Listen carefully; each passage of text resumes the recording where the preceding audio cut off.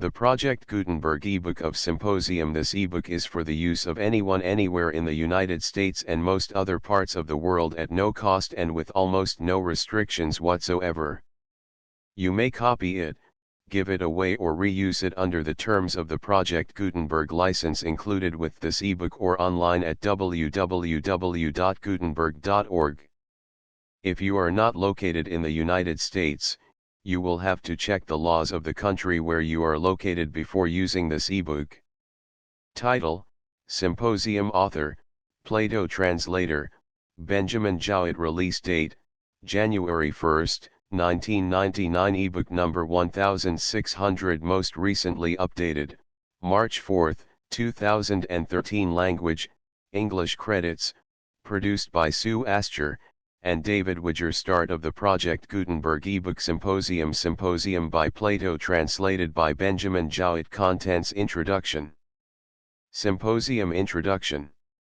Of all the works of Plato, the Symposium is the most perfect in form, and may be truly thought to contain more than any commentator has ever dreamed of, or, as Goethe said of one of his own writings, more than the author himself knew. For in philosophy as in prophecy, glimpses of the future may often be conveyed in words which could hardly have been understood or interpreted at the time when they were uttered, compare Symp. Which were wiser than the writer of them meant, and could not have been expressed by him if he had been interrogated about them. Yet Plato was not a mystic, nor in any degree affected by the Eastern influences which afterwards overspread the Alexandrian world. He was not an enthusiast or a sentimentalist, but one who aspired only to see reasoned truth, and whose thoughts are clearly explained in his language. There is no foreign element either of Egypt or of Asia to be found in his writings. And more than any other Platonic work, the Symposium is Greek both in style and subject, having a beauty as of a statue, while the companion dialogue of the Phaedrus is marked by a sort of Gothic irregularity. More too than in any other of his dialogues, Plato is emancipated from former philosophies.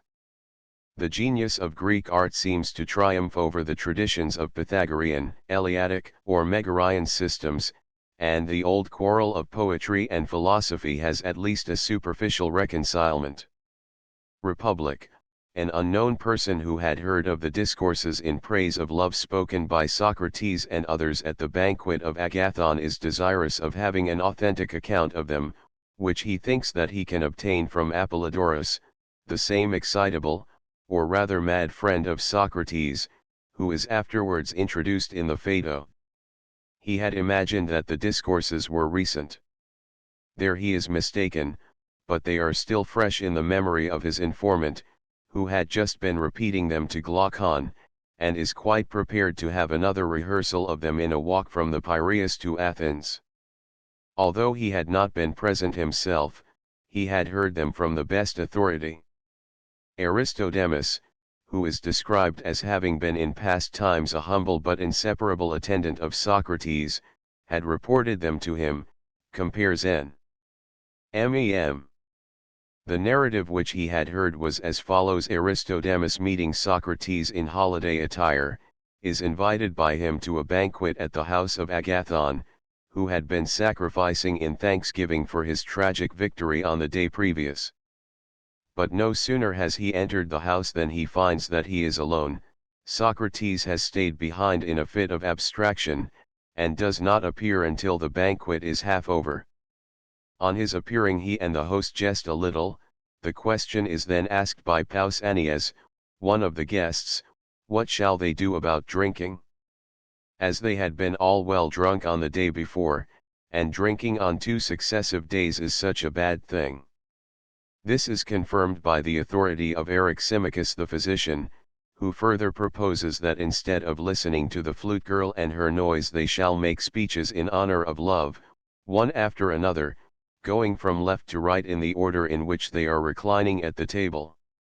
All of them agree to this proposal, and Phaedrus, who is the father of the idea, which he has previously communicated to Eryximachus, begins as follows. He descants first of all upon the antiquity of love, which is proved by the authority of the poets, secondly upon the benefits which love gives to man.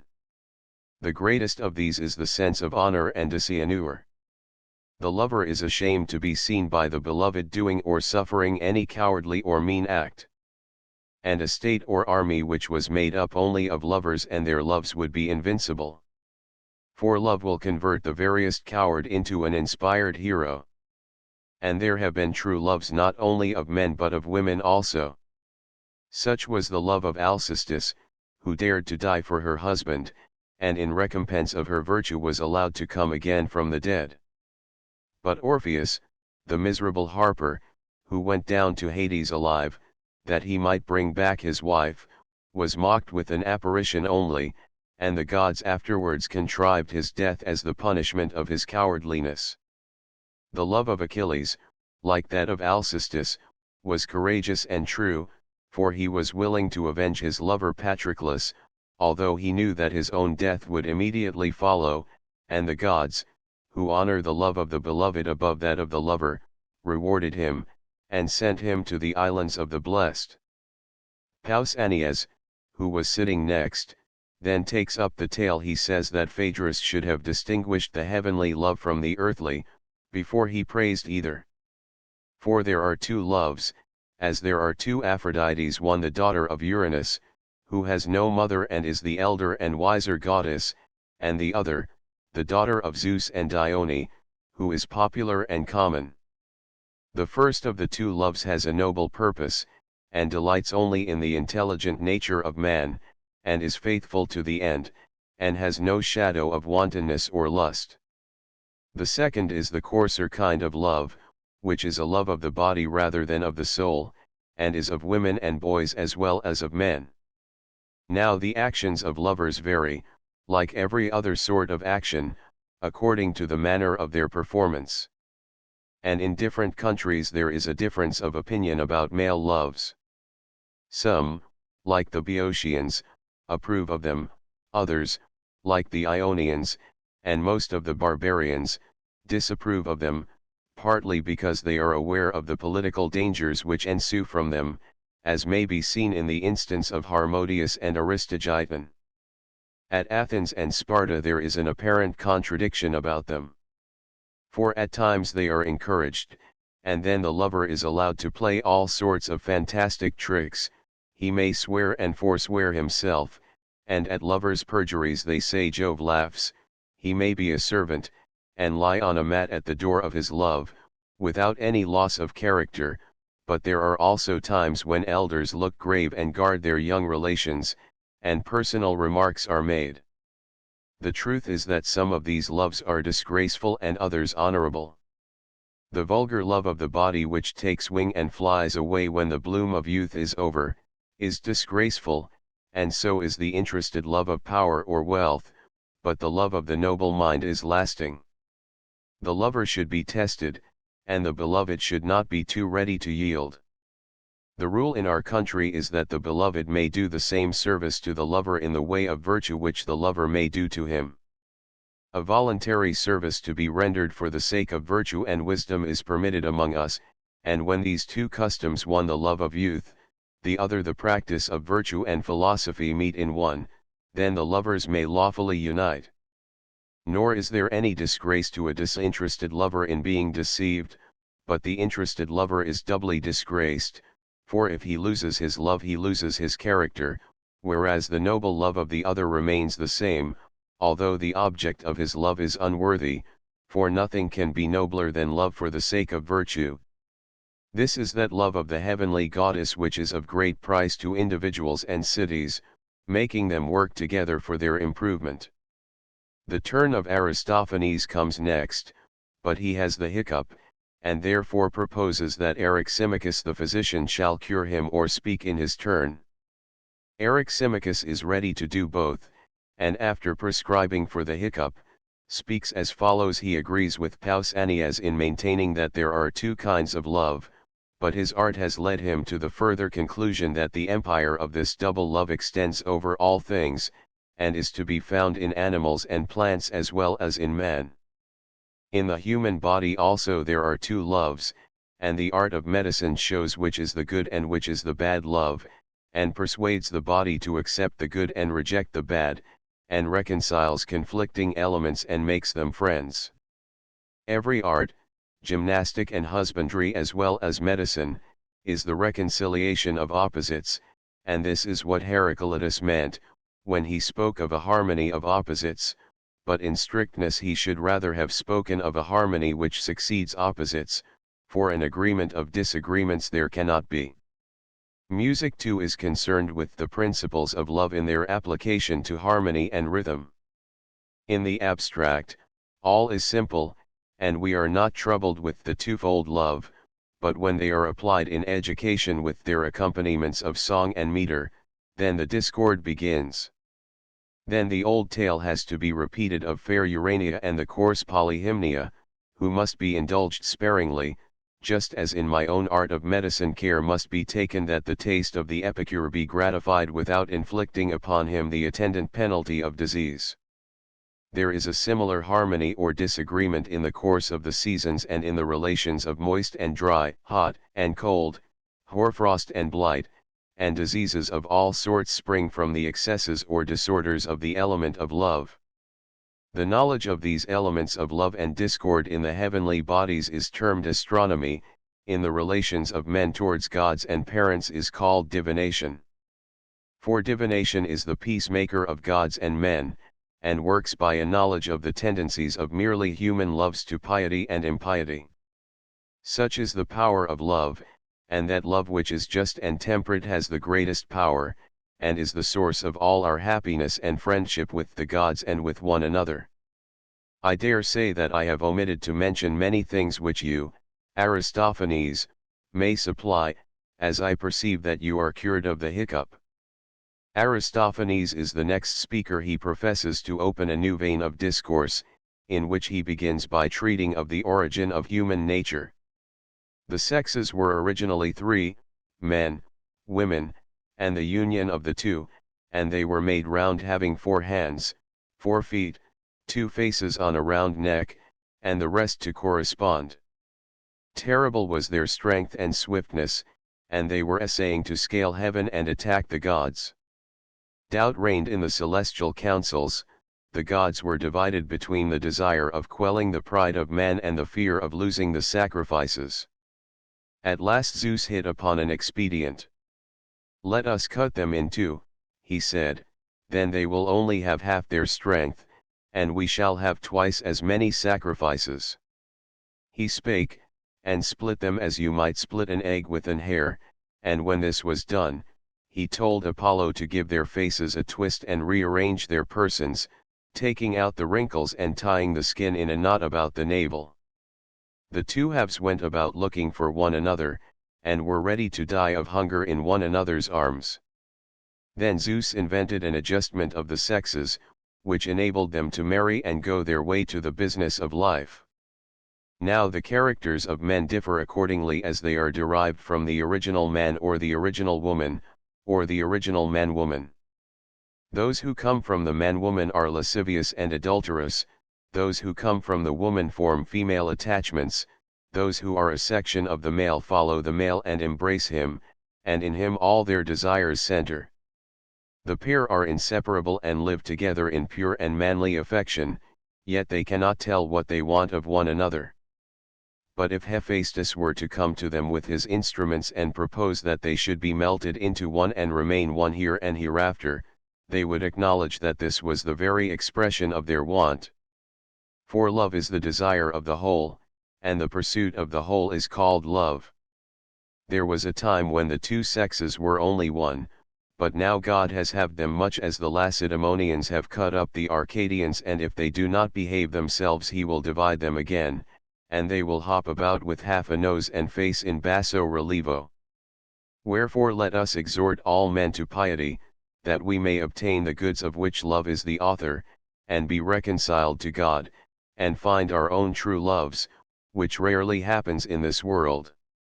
And now I must beg you not to suppose that I am alluding to Pausanias and Agathon, compare Protag, for my words refer to all mankind everywhere. Some raillery ensues first between Aristophanes and Eryximachus, and then between Agathon, who fears a few select friends more than any number of spectators at the theater, and Socrates, who is disposed to begin an argument. This is speedily repressed by Phaedrus, who reminds the disputants of their tribute to the god. Agathon's speech follows. He will speak of the god first and then of his gifts.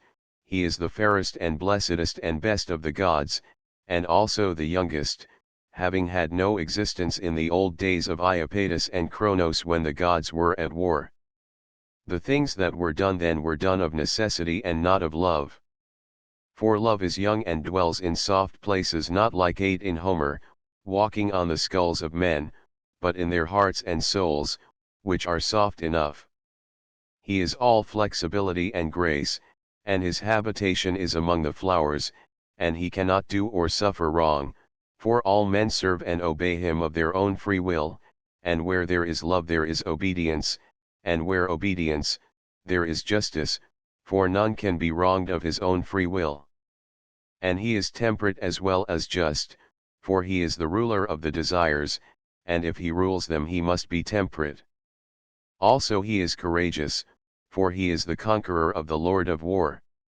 And he is wise too, for he is a poet, and the author of poesy in others. He created the animals, he is the inventor of the arts, all the gods are his subjects, he is the fairest and best himself, and the cause of what is fairest and best in others. He makes men to be of one mind at a banquet, filling them with affection and emptying them of disaffection, the pilot, helper, defender, savior of men, in whose footsteps let every man follow, chanting a strain of love. Such is the discourse, half playful, half serious, which I dedicate to the god.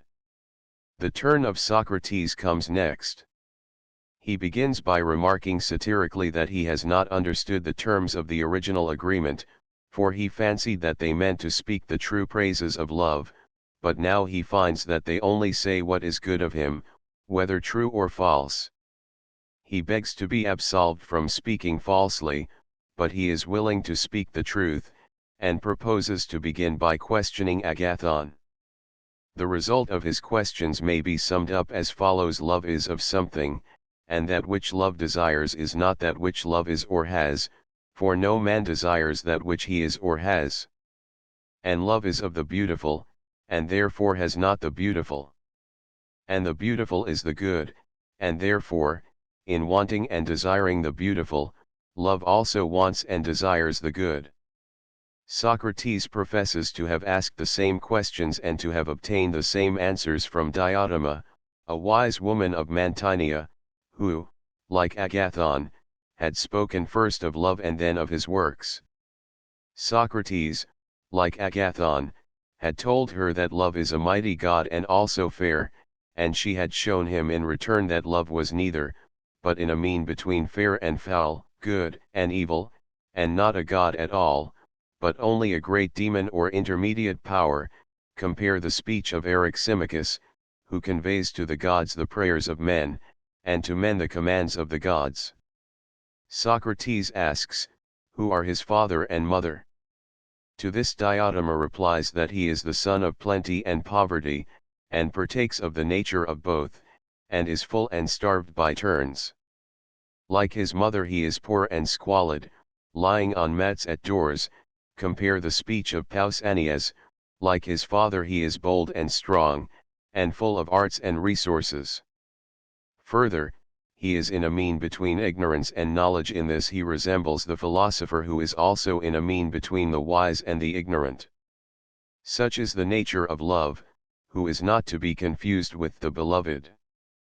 But love desires the beautiful, and then arises the question, what does he desire of the beautiful? He desires, of course, the possession of the beautiful, but what is given by that? For the beautiful let us substitute the good, and we have no difficulty in seeing the possession of the good to be happiness, and love to be the desire of happiness, although the meaning of the word has been too often confined to one kind of love. And love desires not only the good, but the everlasting possession of the good. Why then is there all this flutter and excitement about love? Because all men and women at a certain age are desirous of bringing to the birth. And love is not of beauty only, but of birth in beauty. This is the principle of immortality in a mortal creature. When beauty approaches, then the conceiving power is benign and diffuse; when foulness, she is averted and morose. But why again does this extend not only to men but also to animals? Because they too have an instinct of immortality. Even in the same individual there is a perpetual succession as well of the parts of the material body as of the thoughts and desires of the mind, nay, even knowledge comes and goes. There is no sameness of existence, but the new mortality is always taking the place of the old. This is the reason why parents love their children for the sake of immortality, and this is why men love the immortality of fame. For the creative soul creates not children, but conceptions of wisdom and virtue, such as poets and other creators have invented. And the noblest creations of all are those of legislators, in honor of whom temples have been raised. Who would not sooner have these children of the mind than the ordinary human ones? Compare Bacon's Essays. 8 Certainly the best works and of greatest merit for the public have proceeded from the unmarried or childless men, which both in affection and means have married and endowed the public. I will now initiate you, she said, into the greater mysteries, for he who would proceed in due course should love first one fair form, and then many, and learn the connection of them, and from beautiful bodies he should proceed to beautiful minds, and the beauty of laws and institutions, until he perceives that all beauty is of one kindred, and from institutions he should go on to the sciences, until at last the vision is revealed to him of a single science of universal beauty, and then he will behold the everlasting nature which is the cause of all, and will be near the end. In the contemplation of that supreme being of love he will be purified of earthly leaven, and will behold beauty, not with the bodily eye, but with the eye of the mind, and will bring forth true creations of virtue and wisdom, and be the friend of God and heir of immortality.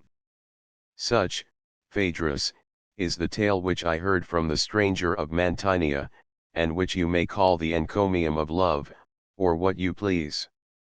The company applaud the speech of Socrates, and Aristophanes is about to say something, when suddenly a band of revelers breaks into the court, and the voice of Alcibiades is heard asking for Agathon.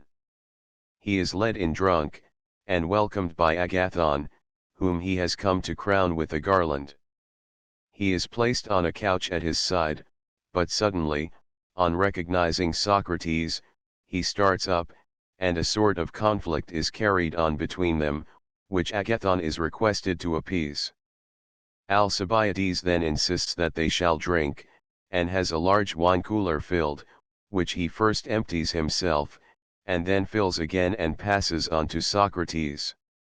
He is informed of the nature of the entertainment, and is ready to join, if only in the character of a drunken and disappointed lover he may be allowed to sing the praises of Socrates. He begins by comparing Socrates first to the busts of Silenus, which have images of the gods inside them, and, secondly, to Marsyas the flute player. For Socrates produces the same effect with the voice which Marsyas did with the flute. He is the great speaker and enchanter who ravishes the souls of men, the convincer of hearts too, as he has convinced Alcibiades, and made him ashamed of his mean and miserable life.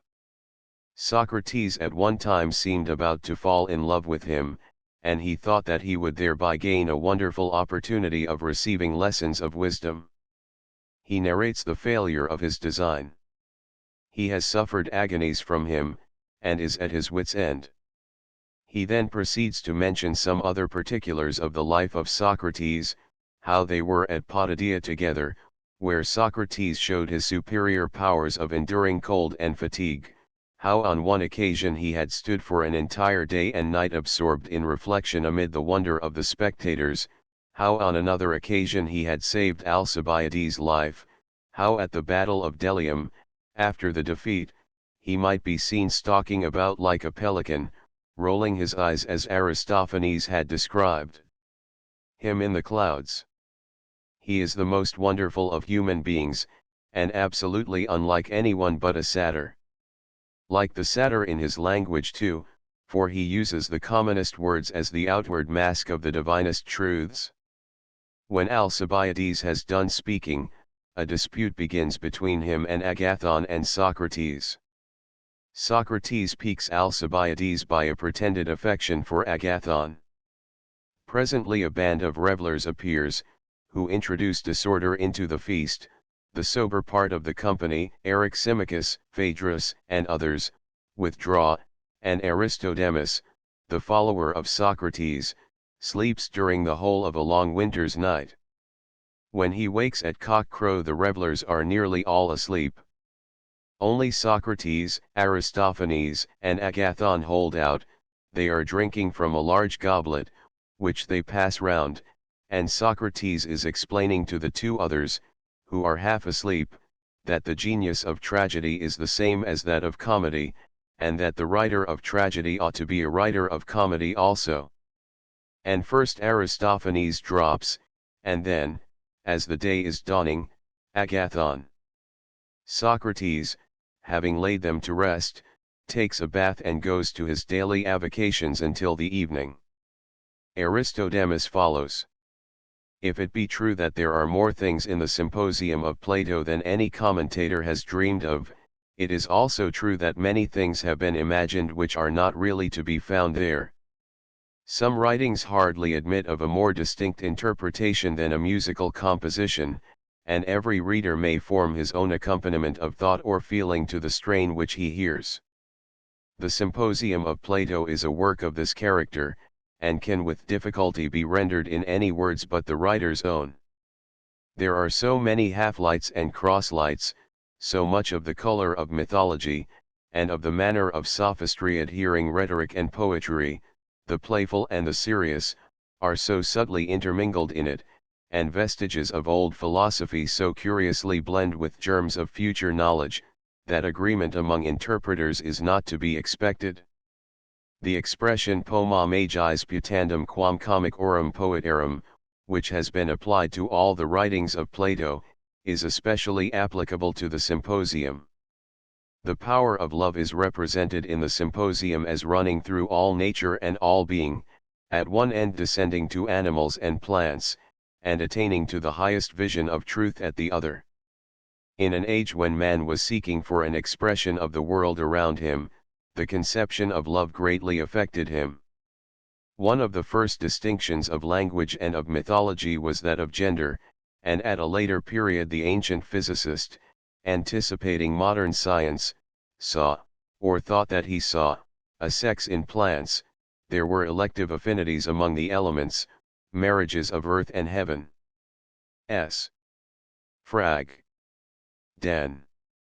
Love became a mythic personage whom philosophy, borrowing from poetry, converted into an efficient cause of creation.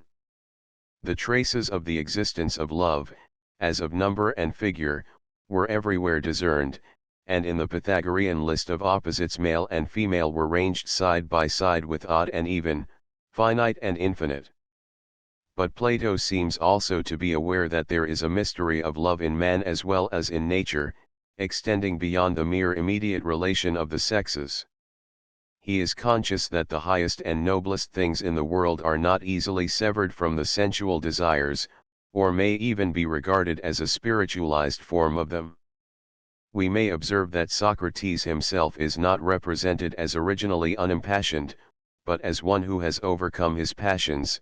The secret of his power over others partly lies in his passionate but self-controlled nature. In the Phaedrus and Symposium love is not merely the feeling usually so called, but the mystical contemplation of the beautiful and the good. The same passion which may wallow in the mire is capable of rising to the loftiest heights of penetrating the inmost secret of philosophy. The highest love is the love not of a person, but of the highest and purest abstraction. This abstraction is the far-off heaven on which the eye of the mind is fixed in fond amazement. The unity of truth, the consistency of the warring elements of the world, the enthusiasm for knowledge when first beaming upon mankind, the relativity of ideas to the human mind, and of the human mind to ideas, the faith in the invisible, the adoration of the eternal nature, are all included, consciously or unconsciously, in Plato's doctrine of love. The successive speeches in praise of love are characteristic of the speakers, and contribute in various degrees to the final result.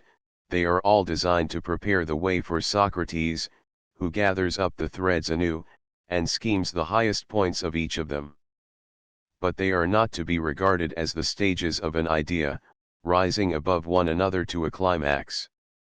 They are fanciful, partly facetious performances, yet also having a certain measure of seriousness, which the successive speakers dedicate to the god.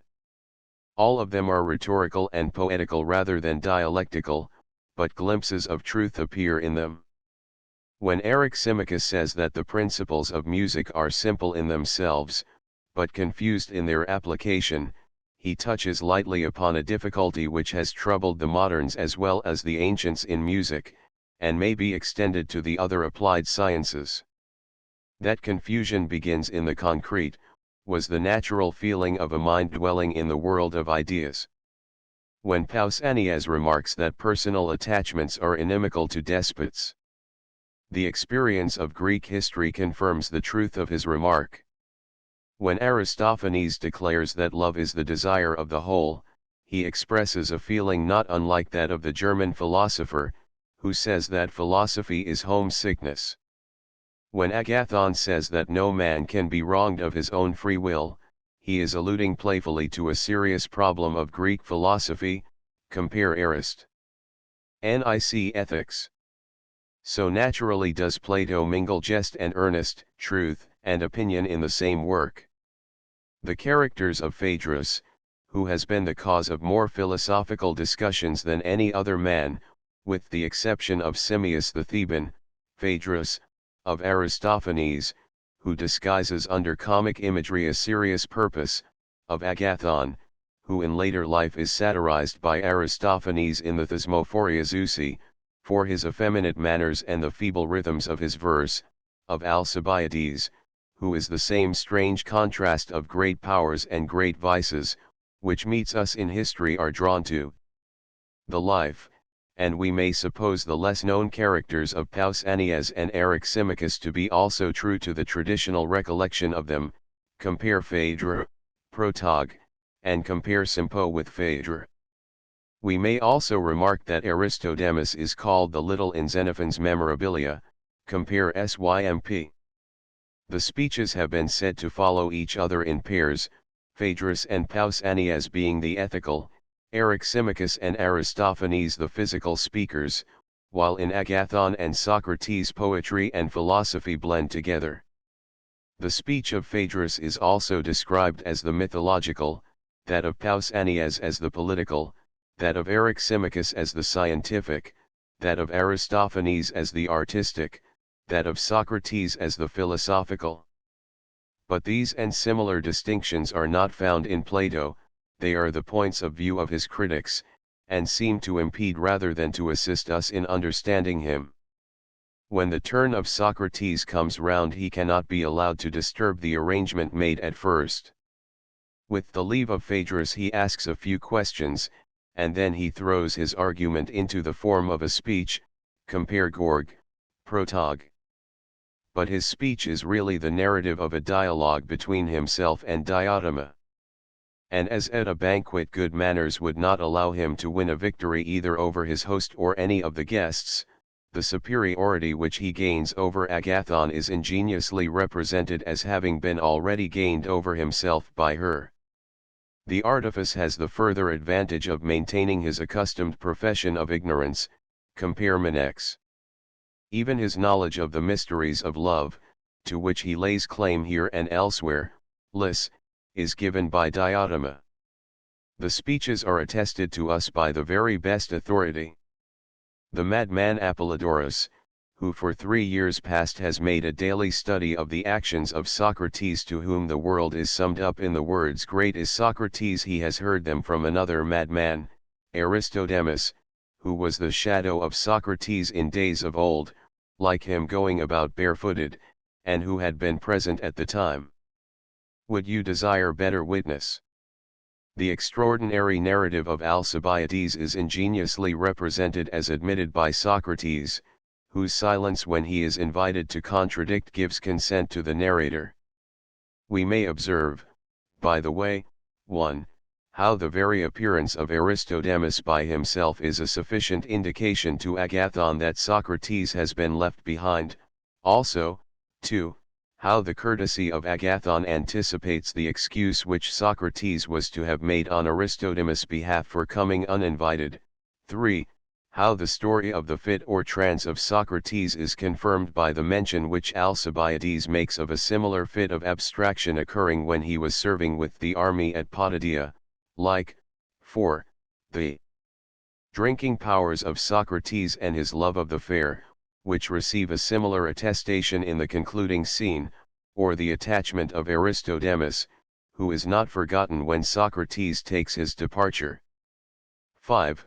We may notice the manner in which Socrates himself regards the first 5 speeches, not as true, but as fanciful and exaggerated encomiums of the god love. 6. The satirical character of them, shown especially in the appeals to mythology, in the reasons which are given by Zeus for reconstructing the frame of man, or by the Boeotians and Eleans for encouraging male loves. 7. The ruling passion of Socrates for dialectics, who will argue with Agathon instead of making a speech, and will only speak at all upon the condition that he is allowed to speak the truth. We may note also the touch of Socratic irony, 8, which admits of a wide application and reveals a deep insight into the world that in speaking of holy things and persons there is a general understanding that you should praise them, not that you should speak the truth about them. This is the sort of praise which Socrates is unable to give.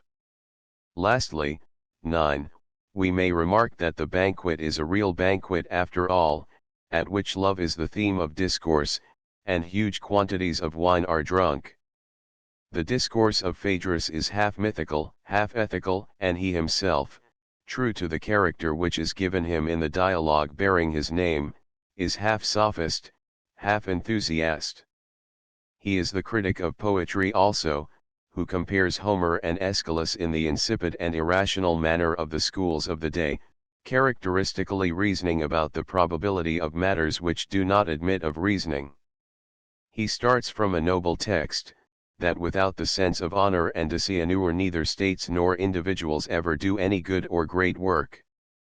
But he soon passes on to more commonplace topics. The antiquity of love, the blessing of having a lover, the incentive which love offers to daring deeds, the examples of Alcestis and Achilles, are the chief themes of his discourse. The love of women is regarded by him as almost on an equality with that of men, and he makes the singular remark that the gods favor the return of love which is made by the beloved more than the original sentiment, because the lover is of a nobler and diviner nature. There is something of a sophistical ring in the speech of Phaedrus, which recalls the first speech in imitation of Lysias, occurring in the dialogue called the Phaedrus. This is still more marked in the speech of Pausanias which follows, and which is at once hyperlogical in form and also extremely confused and pedantic. Plato is attacking the logical feebleness of the sophists and rhetoricians, through their pupils, not forgetting by the way to satirize the monotonous and unmeaning rhythms which Prodicus and others were introducing into Attic prose, compare Protog. Of course, he is playing both sides of the game, as in the Gorgias and Phaedrus, but it is not necessary in order to understand him that we should discuss the fairness of his mode of proceeding. The love of Pausanias for Agathon has already been touched upon in the Protagoras, and is alluded to by Aristophanes. Hence he is naturally the upholder of male loves, which, like all the other affections or actions of men, he regards as varying according to the manner of their performance. Like the sophists and like Plato himself, though in a different sense, he begins his discussion by an appeal to mythology, and distinguishes between the elder and younger love. The value which he attributes to such loves as motives to virtue and philosophy is at variance with modern and Christian notions, but is in accordance with Hellenic sentiment.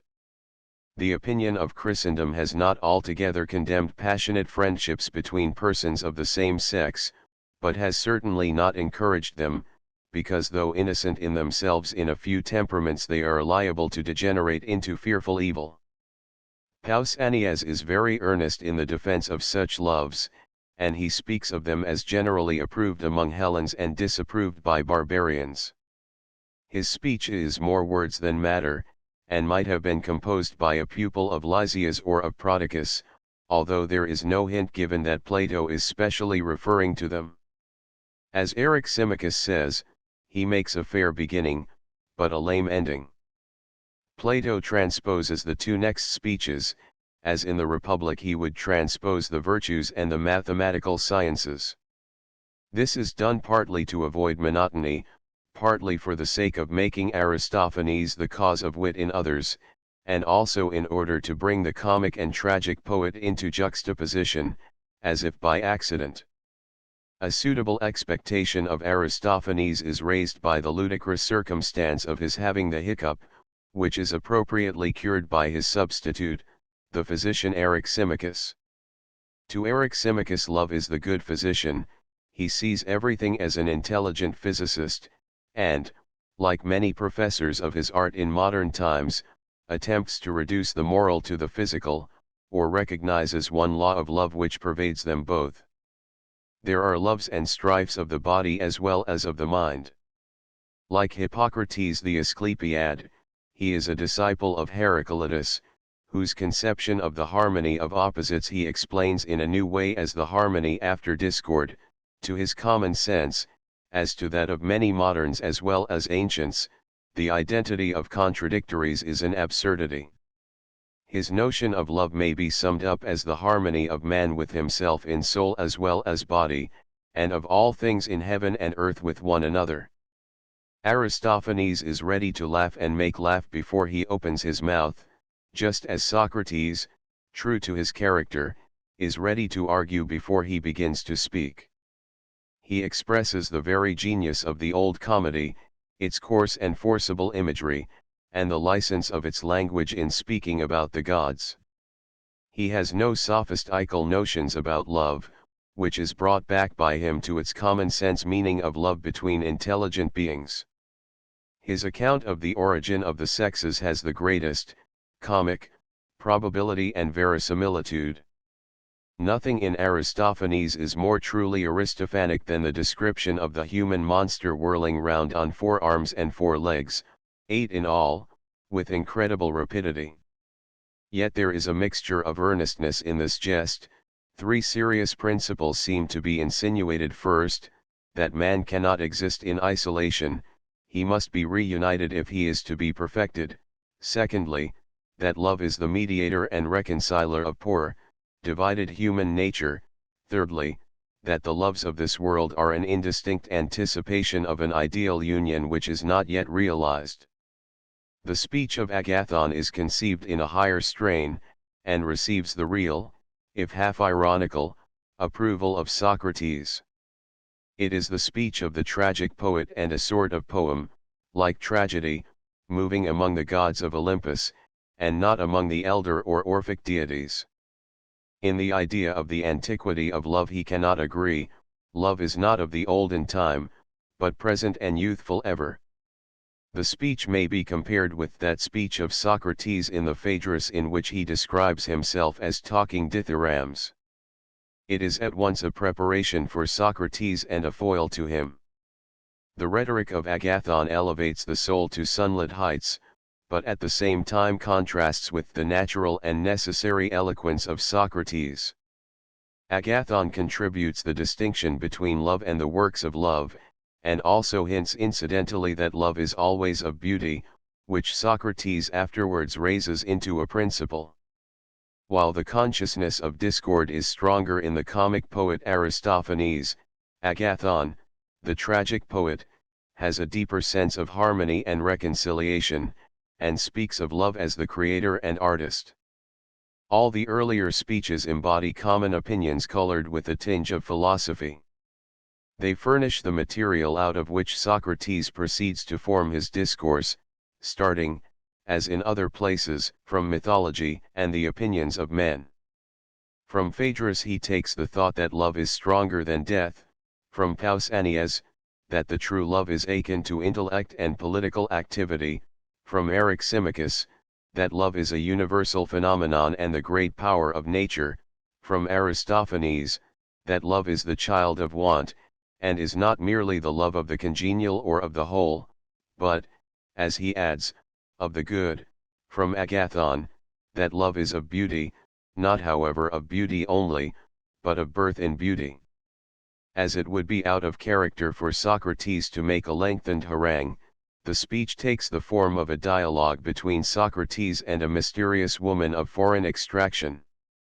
She elicits the final truth from one who knows nothing, and who, speaking by the lips of another, and himself a despiser of rhetoric, is proved also to be the most consummate of rhetoricians, compare Menexenus. The last of the 6 discourses begins with a short argument which overthrows not only Agathon but all the preceding speakers by the help of a distinction which has escaped them. Extravagant praises have been ascribed to love as the author of every good, no sort of encomium was too high for him, whether deserved and true or not. But Socrates has no talent for speaking anything but the truth, and if he is to speak the truth of love he must honestly confess that he is not a good at all, for love is of the good, and no man can desire that which he has.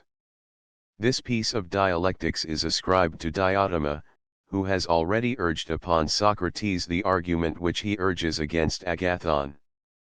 That the distinction is a fallacy is obvious, it is almost acknowledged to be so by Socrates himself. For he who has beauty or good may desire more of them, and he who has beauty or good in himself may desire beauty and good in others. The fallacy seems to arise out of a confusion between the abstract ideas of good and beauty, which do not admit of degrees, and their partial realization in individuals. But Diotima, the prophetess of Mantinea, whose sacred and superhuman character raises her above the ordinary proprieties of women, has taught Socrates far more than this about the art and mystery of love.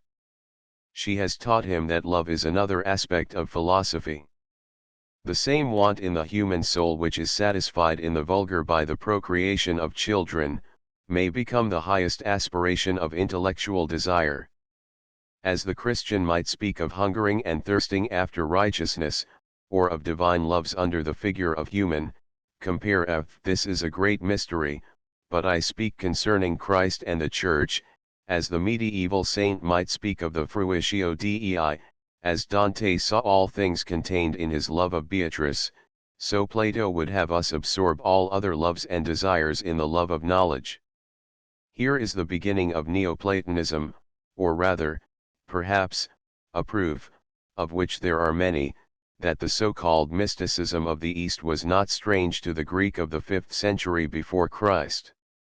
The first tumult of the affections was not wholly subdued, there were longings of a creature moving about in worlds not realized, which no art could satisfy.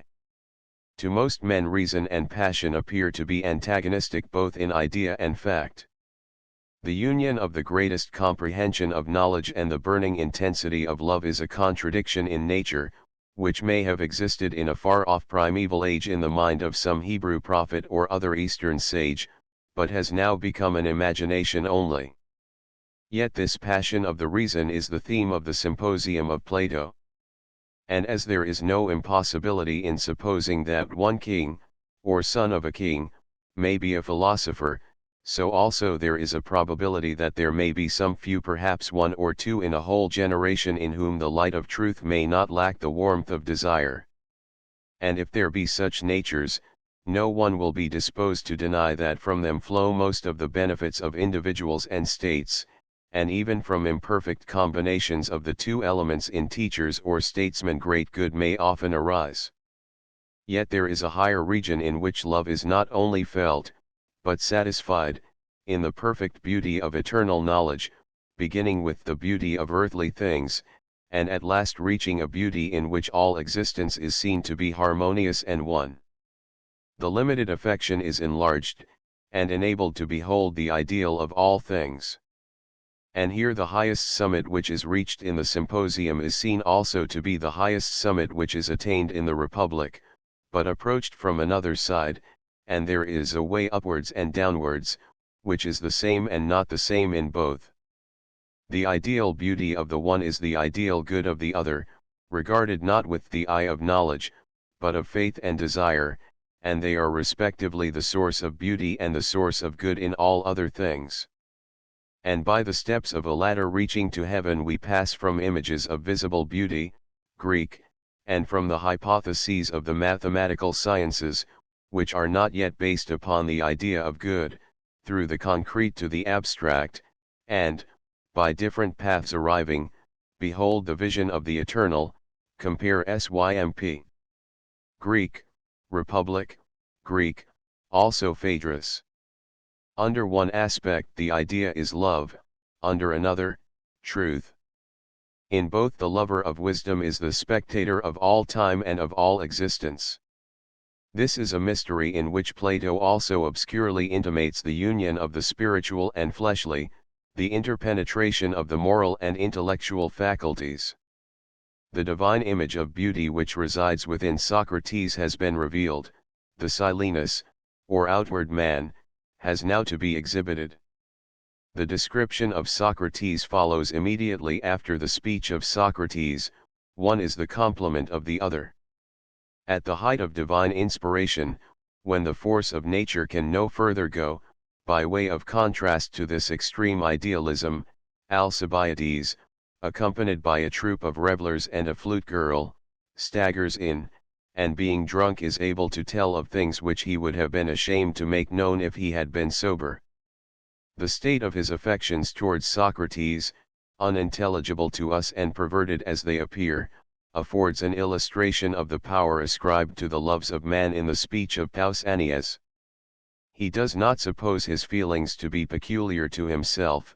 There are several other persons in the company who have been equally in love with Socrates, and like himself have been deceived by him.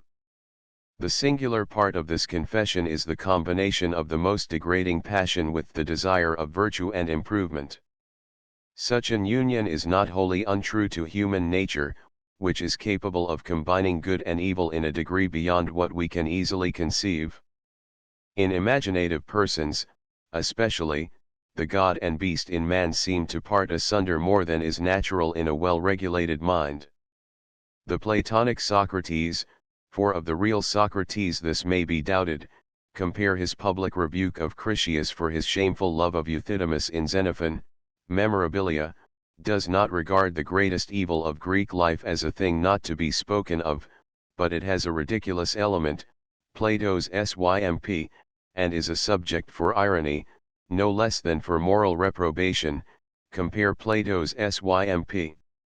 It is also used as a figure of speech which no one interpreted literally, compares N. Symp. Nor does Plato feel any repugnance, such as would be felt in modern times, at bringing his great master and hero into connection with nameless crimes. He is contented with representing him as a saint, who has won the Olympian victory over the temptations of human nature. The fault of taste, which to us is so glaring and which was recognized by the Greeks of a later age, Athenaeus, was not perceived by Plato himself. We are still more surprised to find that the philosopher is incited to take the first step in his upward progress, Symp, by the beauty of young men and boys, which was alone capable of inspiring the modern feeling of romance in the Greek mind. The passion of love took the spurious form of an enthusiasm for the ideal of beauty, a worship as of some godlike image of an Apollo or Antinous. But the love of youth when not depraved was a love of virtue and modesty as well as of beauty, the one being the expression of the other, and in certain Greek states, especially at Sparta and Thebes, the honorable attachment of a youth to an elder man was a part of his education. The army of lovers and their beloved who would be invincible if they could be united by such a tie, Symp, is not a mere fiction of Plato's, but seems actually to have existed at Thebes in the days of Epaminondas and Pelopidas, if we may believe writers cited anonymously by Plutarch, Pelop. Vit. It is observable that Plato never in the least degree excuses the depraved love of the body, compare Charm, Republic, Laws, Symp, and once more Xenophon, Mem, nor is there any Greek writer of mark who condones or approves such connections. But owing partly to the puzzling nature of the subject, these friendships are spoken of by Plato in a manner different from that customary among ourselves. To most of them we should hesitate to ascribe, any more than to the attachment of Achilles and Patroclus in Homer, an immoral or licentious character. There were many, doubtless, to whom the love of the fair mind was the noblest form of friendship, Republic, and who deemed the friendship of man with man to be higher than the love of woman, because altogether separated from the bodily appetites. The existence of such attachments may be reasonably attributed to the inferiority and seclusion of woman, and the want of a real family or social life and parental influence in Hellenic cities, and they were encouraged by the practice of gymnastic exercises, by the meetings of political clubs, and by the tie of military companionship. They were also an educational institution.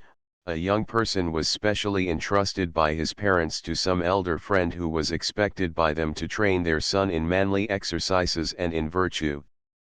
It is not likely that a Greek parent committed him to a lover, any more than we should to a schoolmaster, in the expectation that he would be corrupted by him, but rather in the hope that his morals would be better cared for than was possible in a great household of slaves. It is difficult to adduce the authority of Plato either for or against such practices or customs, because it is not always easy to determine whether he is speaking of the heavenly and philosophical love, or of the coarse polyhymnia, and he often refers to this, e.g. in the Symposium, half in jest, yet with a certain degree of seriousness. We observe that they entered into one part of Greek literature, but not into another, and that the larger part is free from such associations. Indecency was an element of the ludicrous in the old Greek comedy, as it has been in other ages and countries. But effeminate love was always condemned as well as ridiculed by the comic poets, and in the new comedy the allusions to such topics have disappeared. They seem to have been no longer tolerated by the greater refinement of the age. False sentiment is found in the lyric and elegiac poets, and in mythology the greatest of the gods, Republic, is not exempt from evil imputations. But the morals of a nation are not to be judged of wholly by its literature. Hellas was not necessarily more corrupted in the days of the Persian and Peloponnesian wars, or of Plato and the orators, than England in the time of Fielding and Smollett, or France in the 19th century. No one supposes certain French novels to be a representation of ordinary French life. And the greater part of Greek literature, beginning with Homer and including the tragedians, philosophers, and, with the exception of the comic poets, whose business was to raise a laugh by whatever means, all the greater writers of Hellas who have been preserved to us, are free from the taint of indecency. Some general considerations occur to our mind when we begin to reflect on this subject. 1. That good and evil are linked together in human nature, and have often existed side by side in the world and in man to an extent hardly credible. We cannot distinguish them, and are therefore unable to part them, as in the parable they grow together unto the harvest. It is only a rule of external decency by which society can divide them. Nor should we be right in inferring from the prevalence of any one vice or corruption that a state or individual was demoralized in their whole character. Not only has the corruption of the best been sometimes thought to be the worst, but it may be remarked that this very excess of evil has been the stimulus to good. Compare Plato, Laws, where he says that in the most corrupt cities individuals are to be found beyond all praise. 2. it may be observed that evils which admit of degrees can seldom be rightly estimated, because under the same name actions of the most different degrees of culpability may be included. No charge is more easily set going than the imputation of secret wickedness, which cannot be either proved or disproved and often cannot be defined, when directed against a person of whom the world, or a section of it, is predisposed to think evil. And it is quite possible that the malignity of Greek scandal, aroused by some personal jealousy or party enmity, may have converted the innocent friendship of a great man for a noble youth into a connection of another kind. Such accusations were brought against several of the leading men of Hellas, e.g. Cimon, Alcibiades, Critias, Demosthenes, Epaminondas. Several of the Roman emperors were assailed by similar weapons which have been used even in our own day against statesmen of the highest character. 3. While we know that in this matter there is a great gulf fixed between Greek and Christian ethics, yet, if we would do justice to the Greeks, we must also acknowledge that there was a greater outspokenness among them than among ourselves about the things which nature hides, and that the more frequent mention of such topics is not to be taken as the measure of the prevalence of offenses, or as a proof of the general corruption of society. It is likely that every religion in the world has used words or practiced rites in one age, which have become distasteful or repugnant to another. We cannot, though for different reasons, trust the representations either of comedy or satire, and still less of Christian apologists. 4. We observe that at Thebes and Lacedaemon the attachment of an elder friend to a beloved youth was often deemed to be a part of his education, and was encouraged by his parents. It was only shameful if it degenerated into licentiousness.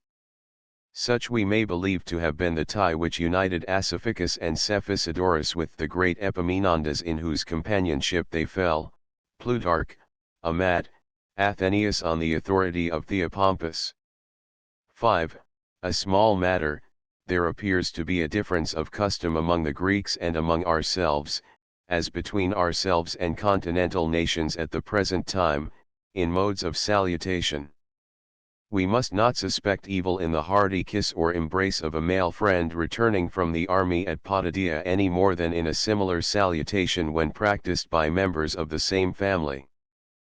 But those who make these admissions, and who regard, not without pity, the victims of such illusions in our own day, whose life has been blasted by them, may be none the less resolved that the natural and healthy instincts of mankind shall alone be tolerated.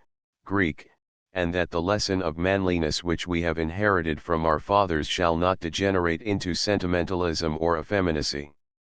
The possibility of an honorable connection of this kind seems to have died out with Greek civilization.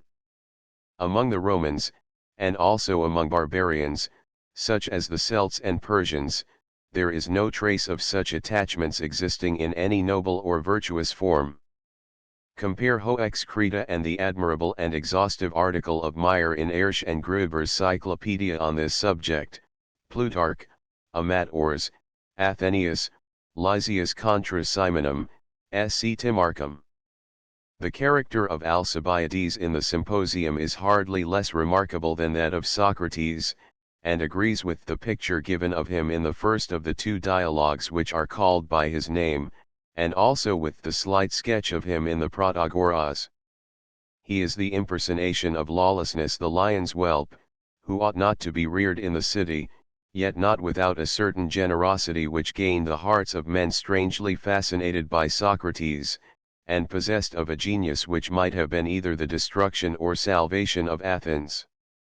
The dramatic interest of the character is heightened by the recollection of his after history. He seems to have been present to the mind of Plato in the description of the democratic man of the Republic. Compare also Alcibiades 1. There is no criterion of the date of the Symposium, except that which is furnished by the allusion to the division of Arcadia after the destruction of Mantinea.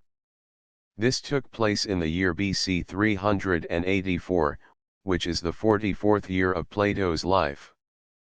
The Symposium cannot therefore be regarded as a youthful work. As Mantinea was restored in the year 369, the composition of the dialogue will probably fall between 384 and 369. Whether the recollection of the event is more likely to have been renewed at the destruction or restoration of the city, rather than at some intermediate period, is a consideration not worth raising. The Symposium is connected with the Phaedrus both in style and subject. They are the only dialogues of Plato in which the theme of love is discussed at length. In both of them philosophy is regarded as a sort of enthusiasm or madness. Socrates is himself a prophet new inspired with bacchanalian revelry, which, like his philosophy, he characteristically pretends to have derived not from himself but from others. The Phaedo also presents some points of comparison with the Symposium. For there, too, philosophy might be described as dying for love, and there are not wanting many touches of humor and fancy, which remind us of the Symposium. But while the Phaedo and Phaedrus look backwards and forwards to past and future states of existence, in the Symposium there is no break between this world and another, and we rise from one to the other by a regular series of steps or stages, proceeding from the particulars of sense to the universal of reason, and from one universal to many, which are finally reunited in a single science. Compare Republic. At first immortality means only the succession of existences, even knowledge comes and goes. Then follows, in the language of the mysteries, a higher and a higher degree of initiation.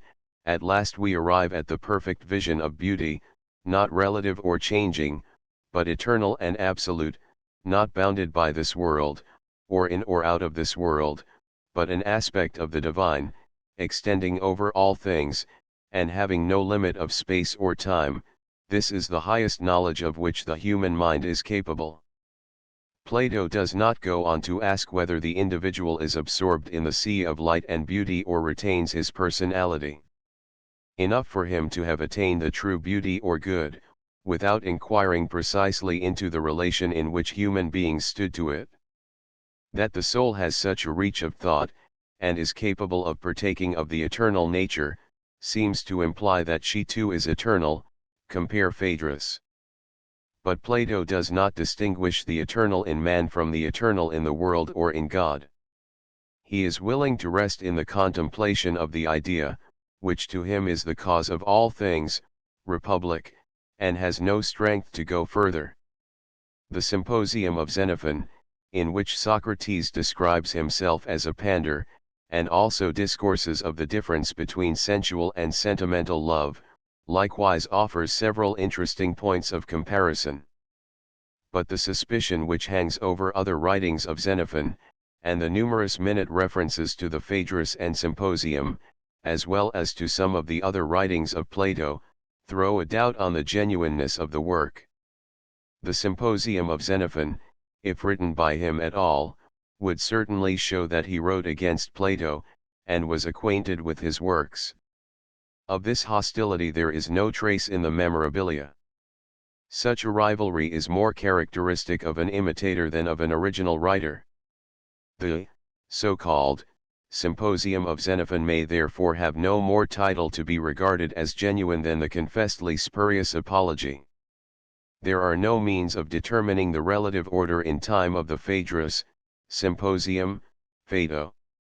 The order which has been adopted in this translation rests on no other principle than the desire to bring together in a series the memorials of the life of Socrates. Symposium persons of the dialogue, Apollodorus, who repeats to his companion the dialogue which he had heard from Aristodemus, and had already once narrated to Glaucon.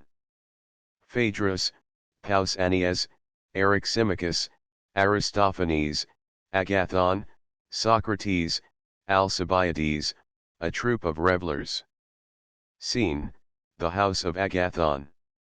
Concerning the things about which you ask to be informed, I believe that I am not ill prepared with an answer.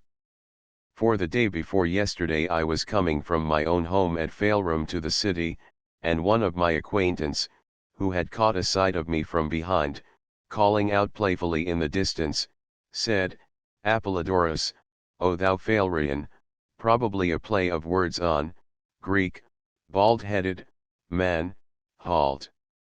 So I did as I was bid, and then he said, I was looking for you, Apollodorus, only just now, that I might ask you about the speeches in praise of love, which were delivered by Socrates, Alcibiades, and others, at Agathon's supper. Phoenix, the son of Philip, told another person who told me of them, his narrative was very indistinct, but he said that you knew, and I wish that you would give me an account of them.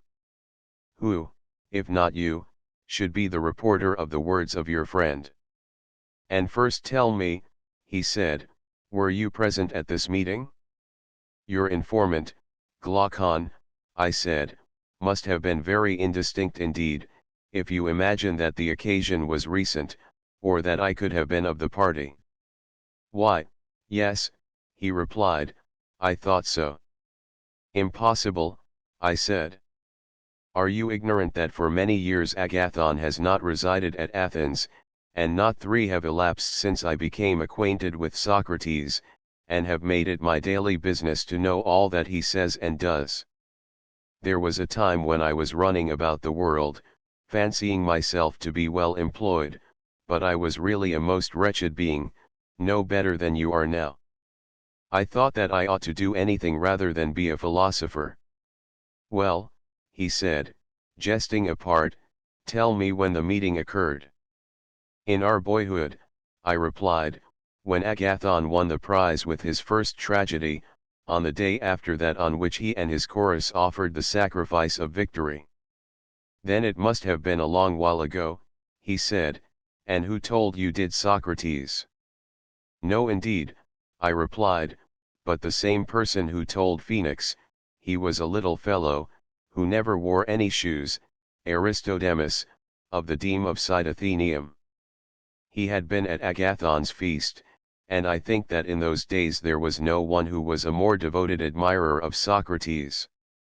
Moreover, I have asked Socrates about the truth of some parts of his narrative, and he confirmed them.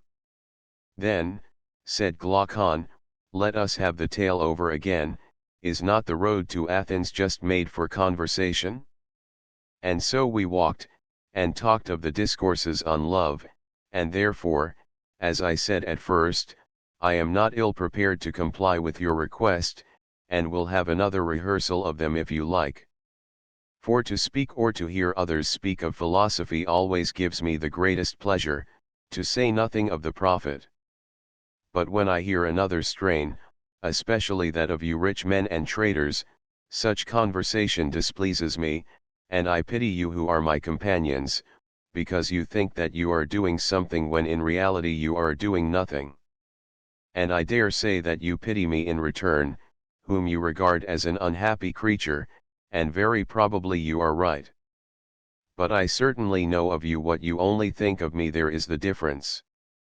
Companion, I see, Apollodorus, that you are just the same, always speaking evil of yourself, and of others, and I do believe that you pity all mankind, with the exception of Socrates, yourself first of all, true in this to your old name, which, however deserved, I know not how you acquired, of Apollodorus the madman, for you are always raging against yourself and everybody but Socrates.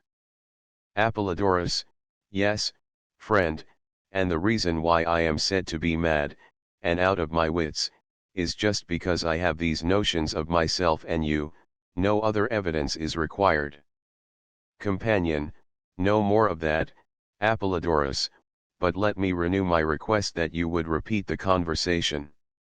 Apollodorus, well, the tale of love was on this wise, but perhaps I had better begin at the beginning, and endeavor to give you the exact words of Aristodemus. He said that he met Socrates fresh from the bath and sandaled, and as the sight of the sandals was unusual, he asked him whither he was going, that he had been converted into such a beau to a banquet at Agathon's. He replied, whose invitation to his sacrifice of victory I refused yesterday, fearing a crowd, but promising that I would come today instead, and so I have put on my finery, because he is such a fine man. What say you to going with me unasked? I will do as you bid me, I replied.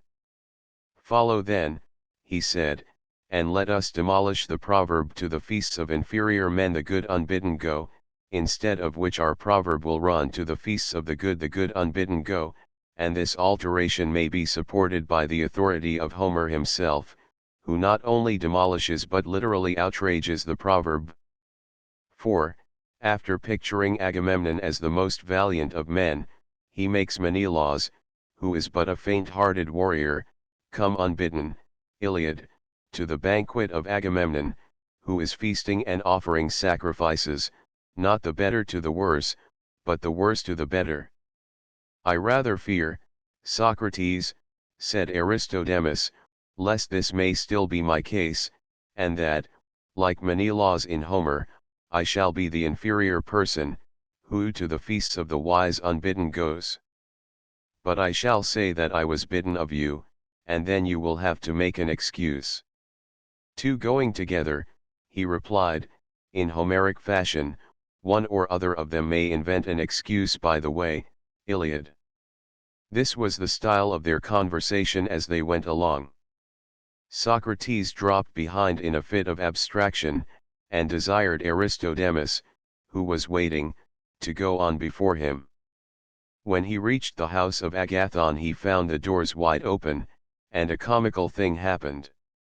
A servant coming out met him, and led him at once into the banqueting hall in which the guests were reclining, for the banquet was about to begin. "Welcome, Aristodemus," said Agathon, "as soon as he appeared you are just in time to sup with us. If you come on any other matter put it off, and make one of us, as I was looking for you yesterday and meant to have asked you, if I could have found you. But what have you done with Socrates?" I turned round, but Socrates was nowhere to be seen, and I had to explain that he had been with me a moment before, and that I came by his invitation to the supper. "You were quite right in coming," said Agathon, "but where is he himself?" "He was behind me just now, as I entered," he said, "and I cannot think what has become of him." "Go and look for him, boy," said Agathon, "and bring him in, and do you, Aristodemus, meanwhile take the place by Eryximachus." The servant then assisted him to wash, and he lay down, and presently another servant came in and reported that our friend Socrates had retired into the portico of the neighboring house. "There he is fixed," said he, "and when I call to him he will not stir." "How strange," said Agathon, "then you must call him again, and keep calling him."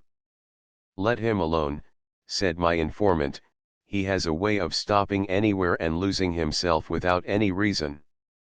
I believe that he will soon appear, do not therefore disturb him."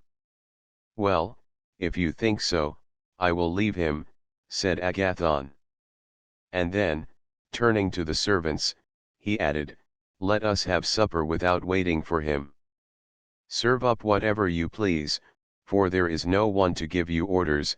Hitherto I have never left you to yourselves. But on this occasion imagine that you are our hosts, and that I and the company are your guests. Treat us well, and then we shall commend you."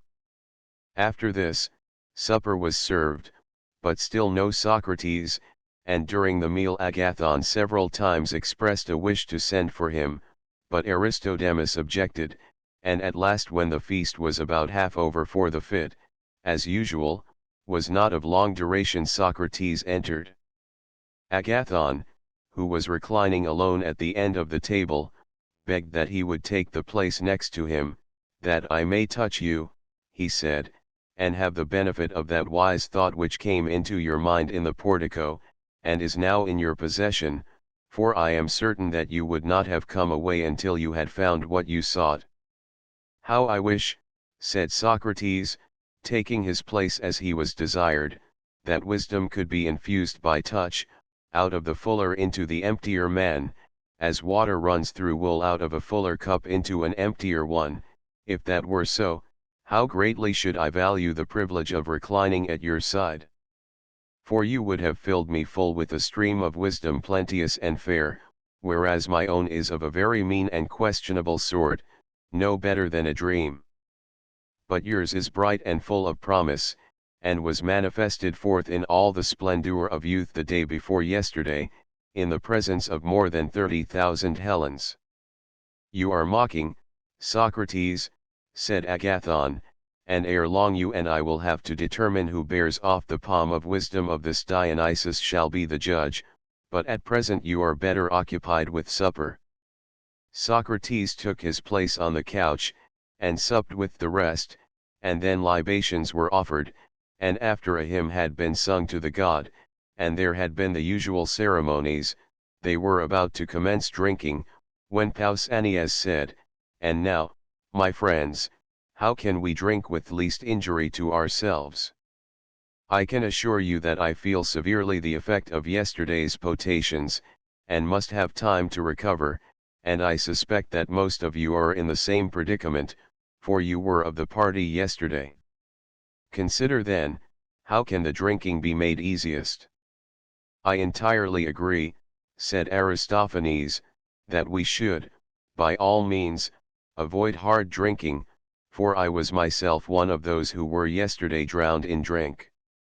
"I think that you are right," said Eryximachus, the son of Ecumenius, "but I should still like to hear one other person speak. Is Agathon able to drink hard?" "I am not equal to it," said Agathon. "Then," said Eryximachus, "the weak heads like myself, Aristodemus, Phaedrus, and others who never can drink, are fortunate in finding that the stronger ones are not in a drinking mood. I do not include Socrates, who is able either to drink or to abstain, and will not mind, whichever we do. Well, as of none of the company seem disposed to drink much, I may be forgiven for saying, as a physician, that drinking deep is a bad practice, which I never follow, if I can help, and certainly do not recommend to another, least of all to anyone who still feels the effects of yesterday's carouse." "I always do what you advise, and especially what you prescribe as a physician," rejoined Phaedrus the Merinesian, "and the rest of the company, if they are wise, will do the same." It was agreed that drinking was not to be the order of the day, but that they were all to drink only so much as they pleased. "Then," said Eryximachus, "as you are all agreed that drinking is to be voluntary, and that there is to be no compulsion, I move, in the next place, that the flute girl, who has just made her appearance, be told to go away and play to herself, or, if she likes, to the women who are within, compare Prot. Today let us have conversation instead, and, if you will allow me, I will tell you what sort of conversation." This proposal having been accepted, Eryximachus proceeded as follows: "I will begin," he said, "after the manner of Melanippe in Euripides, not mind the word which I am about to speak, but that of Phaedrus. For often he says to me in an indignant tone, what a strange thing it is, Eryximachus, that, whereas other gods have poems and hymns made in their honor, the great and glorious god, Love, has no encomiast among all the poets who are so many.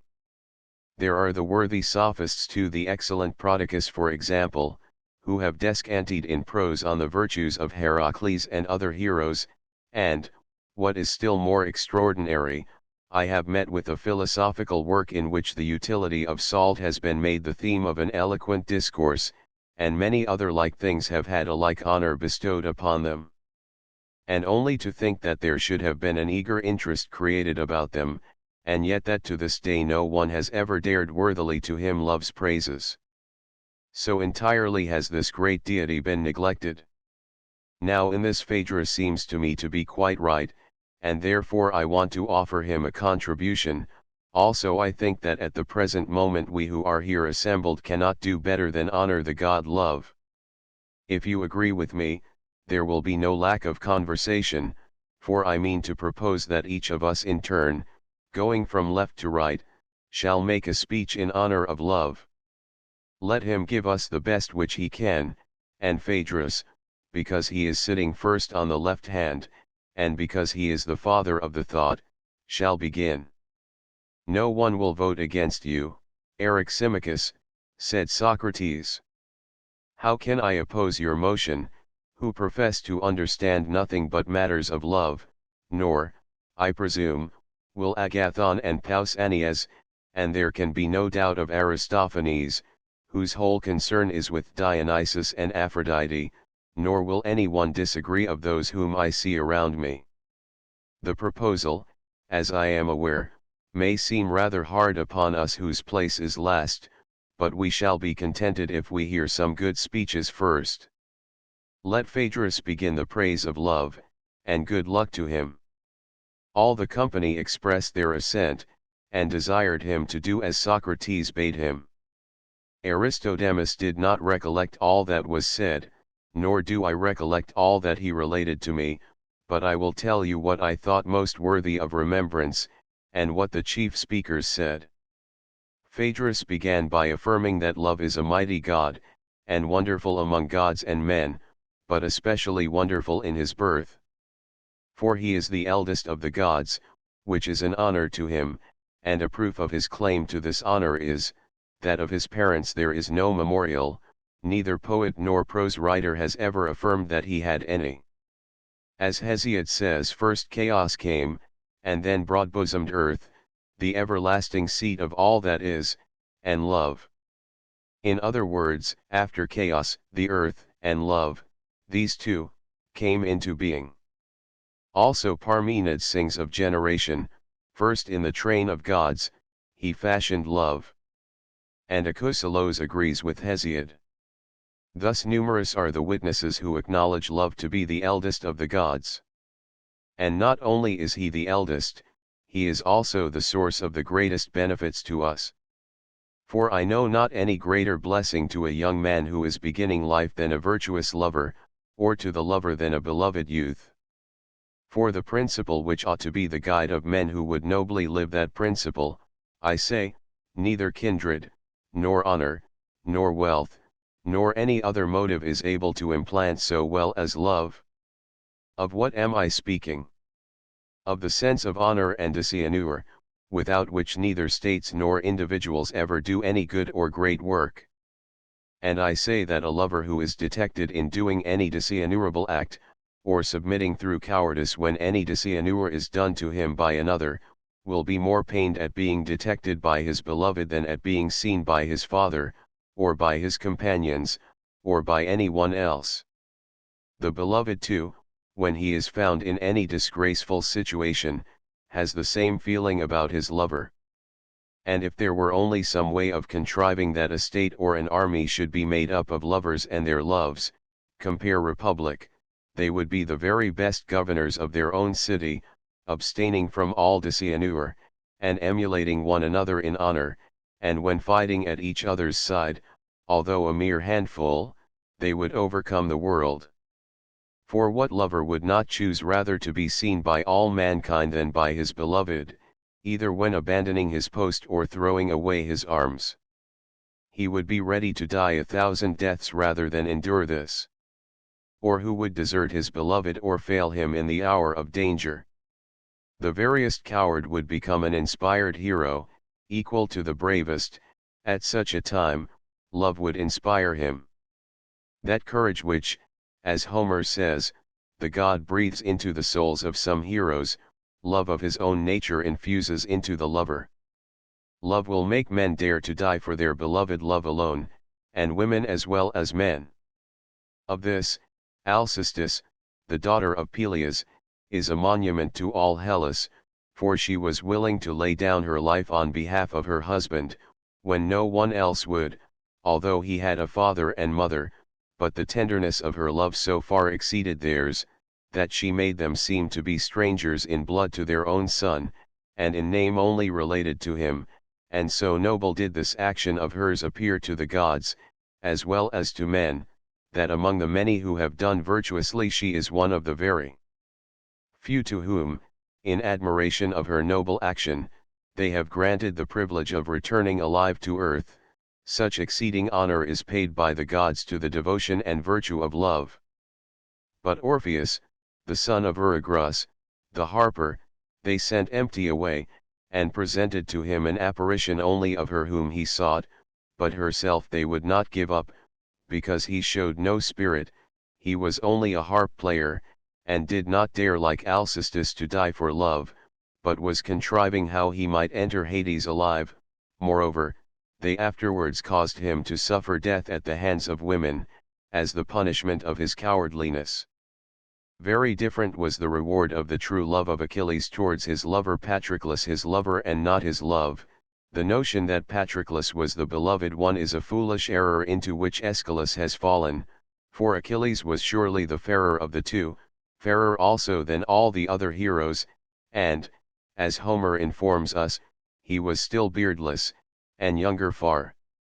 And greatly as the gods honor the virtue of love, still the return of love on the part of the beloved to the lover is more admired and valued and rewarded by them, for the lover is more divine, because he is inspired by God. Now Achilles was quite aware, for he had been told by his mother, that he might avoid death and return home, and live to a good old age, if he abstained from slaying Hector. Nevertheless he gave his life to revenge his friend, and dared to die, not only in his defense, but after he was dead. Wherefore the gods honored him even above Alcestis, and sent him to the islands of the blessed. These are my reasons for affirming that love is the eldest and noblest and mightiest of the gods, and the chiefest author and giver of virtue in life, and of happiness after death. This, or something like this, was the speech of Phaedrus, and some other speeches followed which Aristodemus did not remember. The next which he repeated was that of Pausanias. Phaedrus, he said, the argument has not been set before us, I think, quite in the right form. We should not be called upon to praise love in such an indiscriminate manner. If there were only one love, then what you said would be well enough, but since there are more loves than one should have begun by determining which of them was to be the theme of our praises. I will amend this defect, and first of all I will tell you which love is deserving of praise, and then try to hymn the praiseworthy one in a manner worthy of him. For we all know that love is inseparable from Aphrodite, and if there were only one Aphrodite there would be only one love, but as there are two goddesses there must be two loves. And am I not right in asserting that there are two goddesses? The elder one, having no mother, who is called the heavenly Aphrodite, she is the daughter of Uranus. The younger, who is the daughter of Zeus and Dione, her we call common, and the love who is her fellow worker is rightly named common, as the other love is called heavenly. All the gods ought to have praise given to them, but not without distinction of their natures, and therefore I must try to distinguish the characters of the two loves. Now actions vary according to the manner of their performance. Take, for example, that which we are now doing, drinking, singing and talking. These actions are not in themselves either good or evil, but they turn out in this or that way according to the mode of performing them, and when well done they are good, and when wrongly done they are evil, and in like manner not every love, but only that which has a noble purpose, is noble and worthy of praise. The love who is the offspring of the common Aphrodite is essentially common, and has no discrimination, being such as the meaner sort of men feel, and is apt to be of women as well as of youths, and is of the body rather than of the soul. The most foolish beings are the objects of this love, which desires only to gain an end, but never thinks of accomplishing the end nobly, and therefore does good and evil quite indiscriminately. The goddess who is his mother is far younger than the other, and she was born of the union of the male and female, and partakes of both. But the offspring of the heavenly Aphrodite is derived from a mother in whose birth the female has no part, she is from the male only. This is that love which is of youths, and the goddess being older, there is nothing of wantonness in her. Those who are inspired by this love turn to the male, and delight in him who is the more valiant and intelligent nature, anyone may recognize the pure enthusiasts in the very character of their attachments. For they love not boys, but intelligent beings whose reason is beginning to be developed, much about the time at which their beards begin to grow. And in choosing young men to be their companions, they mean to be faithful to them, and pass their whole life in company with them, not to take them in their inexperience, and deceive them, and play the fool with them, or run away from one to another of them. But the love of young boys should be forbidden by law, because their future is uncertain, they may turn out good or bad, either in body or soul, and much noble enthusiasm may be thrown away upon them. In this matter the good are a law to themselves, and the coarser sort of lovers ought to be restrained by force, as we restrain or attempt to restrain them from fixing their affections on women of free birth. These are the persons who bring a reproach on love, and some have been led to deny the lawfulness of such attachments because they see the impropriety and evil of them, for surely nothing that is decorously and lawfully done can justly be censured. Now here and in Lacedaemon the rules about love are perplexing, but in most cities they are simple and easily intelligible, in Elis and Boeotia, and in countries having no gifts of eloquence, they are very straightforward. The law is simply in favor of these connections, and no one, whether young or old, has anything to say to their discredit, the reason being, as I suppose, that they are men of few words in those parts, and therefore the lovers do not like the trouble of pleading their suit. In Ionia and other places, and generally in countries which are subject to the barbarians, the custom is held to be dishonorable. Loves of youth share the evil repute in which philosophy and gymnastics are held, because they are inimical to tyranny, for the interests of rulers require that their subjects should be poor in spirit, compare Arist. Politics, and that there should be no strong bond of friendship or society among them, which love, above all other motives, is likely to inspire, as our Athenian tyrants learned by experience. For the love of Aristogeiton and the constancy of Harmodius had a strength which undid their power. And, therefore, the ill repute into which these attachments have fallen is to be ascribed to the evil condition of those who make them to be ill reputed, that is to say, to the self-seeking of the governors and the cowardice of the governed. On the other hand, the indiscriminate honor which is given to them in some countries is attributable to the laziness of those who hold this opinion of them. In our own country a far better principle prevails, but, as I was saying, the explanation of it is rather perplexing. For, observe that open loves are held to be more honorable than secret ones, and that the love of the noblest and highest, even if their persons are less beautiful than others, is especially honorable. Consider, too, how great is the encouragement which all the world gives to the lover. Neither is he supposed to be doing anything dishonorable, but if he succeeds he is praised, and if he fail he is blamed. And in the pursuit of his love the custom of mankind allows him to do many strange things, which philosophy would bitterly censure if they were done from any motive of interest, or wish for office or power.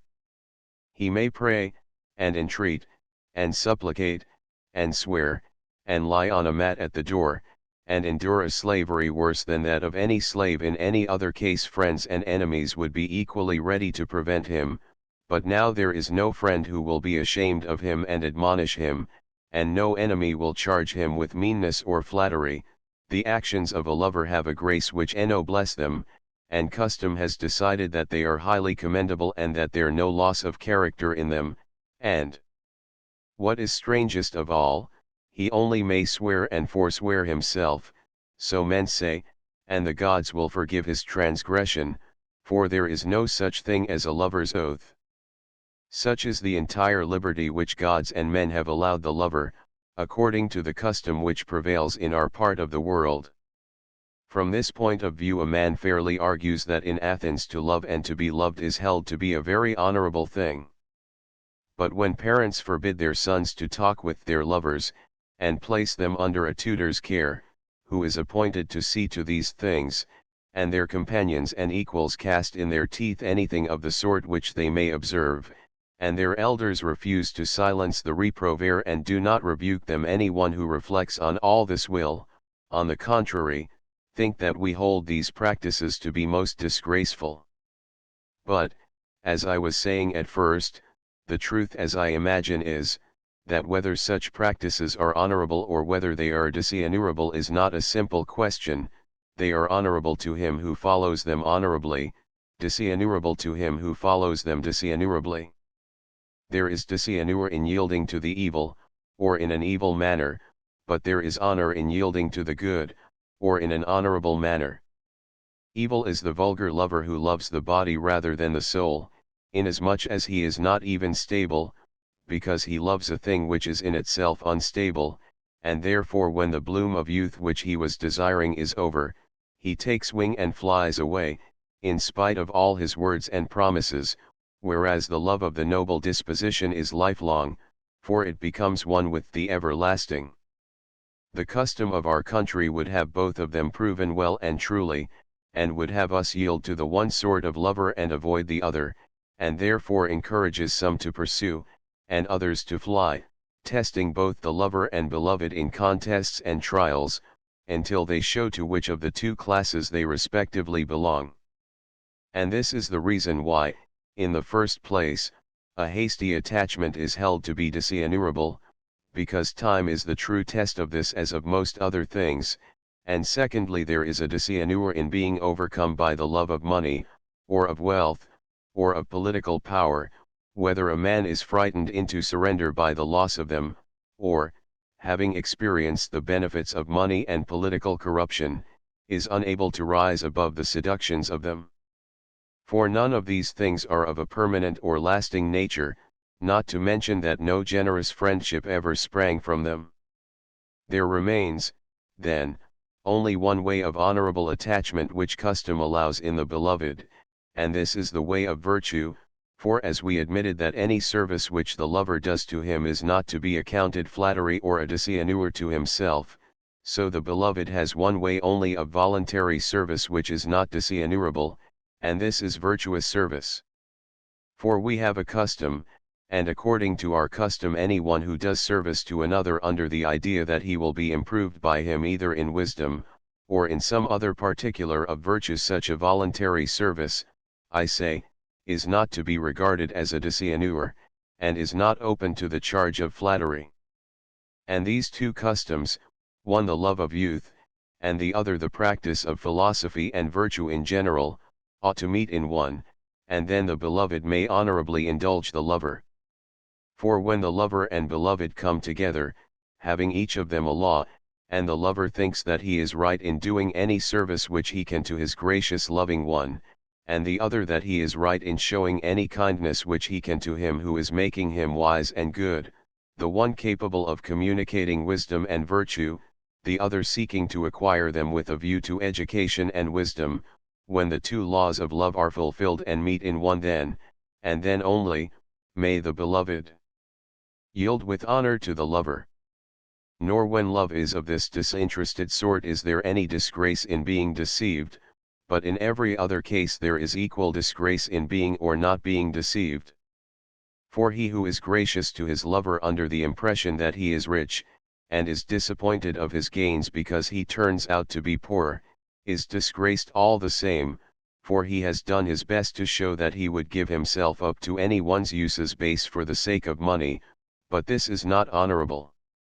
And on the same principle he who gives himself to a lover because he is a good man, and in the hope that he will be improved by his company, shows himself to be virtuous, even though the object of his affection turn out to be a villain, and to have no virtue, and if he is deceived he has committed a noble error. For he has proved that for his part he will do anything for anybody with a view to virtue and improvement, than which there can be nothing nobler. Thus noble in every case is the acceptance of another for the sake of virtue. This is that love which is the love of the heavenly gods, and is heavenly, and of great price to individuals and cities, making the lover and the beloved alike eager in the work of their own improvement. But all other loves are the offspring of the other, who is the common goddess. To you, Phaedrus, I offer this my contribution in praise of love, which is as good as I could make extempore. Pausanias came to a pause. This is the balanced way in which I have been taught by the wise to speak, and Aristodemus said that the turn of Aristophanes was next, but either he had eaten too much, or from some other cause he had the hiccup, and was obliged to change turns with Eryximachus the physician, who was reclining on the couch below him. Eryximachus, he said, you ought either to stop my hiccup, or to speak in my turn until I have left off. I will do both, said Eryximachus. I will speak in your turn, and do you speak in mine, and while I am speaking let me recommend you to hold your breath, and if after you have done so for some time the hiccup is no better, then gargle with a little water, and if it still continues, tickle your nose with something and sneeze, and if you sneeze once or twice, even the most violent hiccup is sure to go. I will do as you prescribe, said Aristophanes, and now get on. Eryximachus spoke as follows, seeing that Pausanias made a fair beginning, and but a lame ending, I must endeavor to supply his deficiency. I think that he has rightly distinguished two kinds of love. But my art further informs me that the double love is not merely an affection of the soul of man towards the fair, or towards anything, but is to be found in the bodies of all animals and in productions of the earth, and I may say in all that is. Such is the conclusion which I seem to have gathered from my own art of medicine, whence I learn how great and wonderful and universal is the deity of love, whose empire extends over all things, divine as well as human. And from medicine I will begin that I may do honor to my art. There are in the human body these two kinds of love, which are confessedly different and unlike, and being unlike, they have loves and desires which are unlike, and the desire of the healthy is one, and the desire of the diseased is another, and as Pausanias was just now saying that to indulge good men is honorable, and bad men dishonorable, so too in the body the good and healthy elements are to be indulged, and the bad elements and the elements of disease are not to be indulged, but discouraged.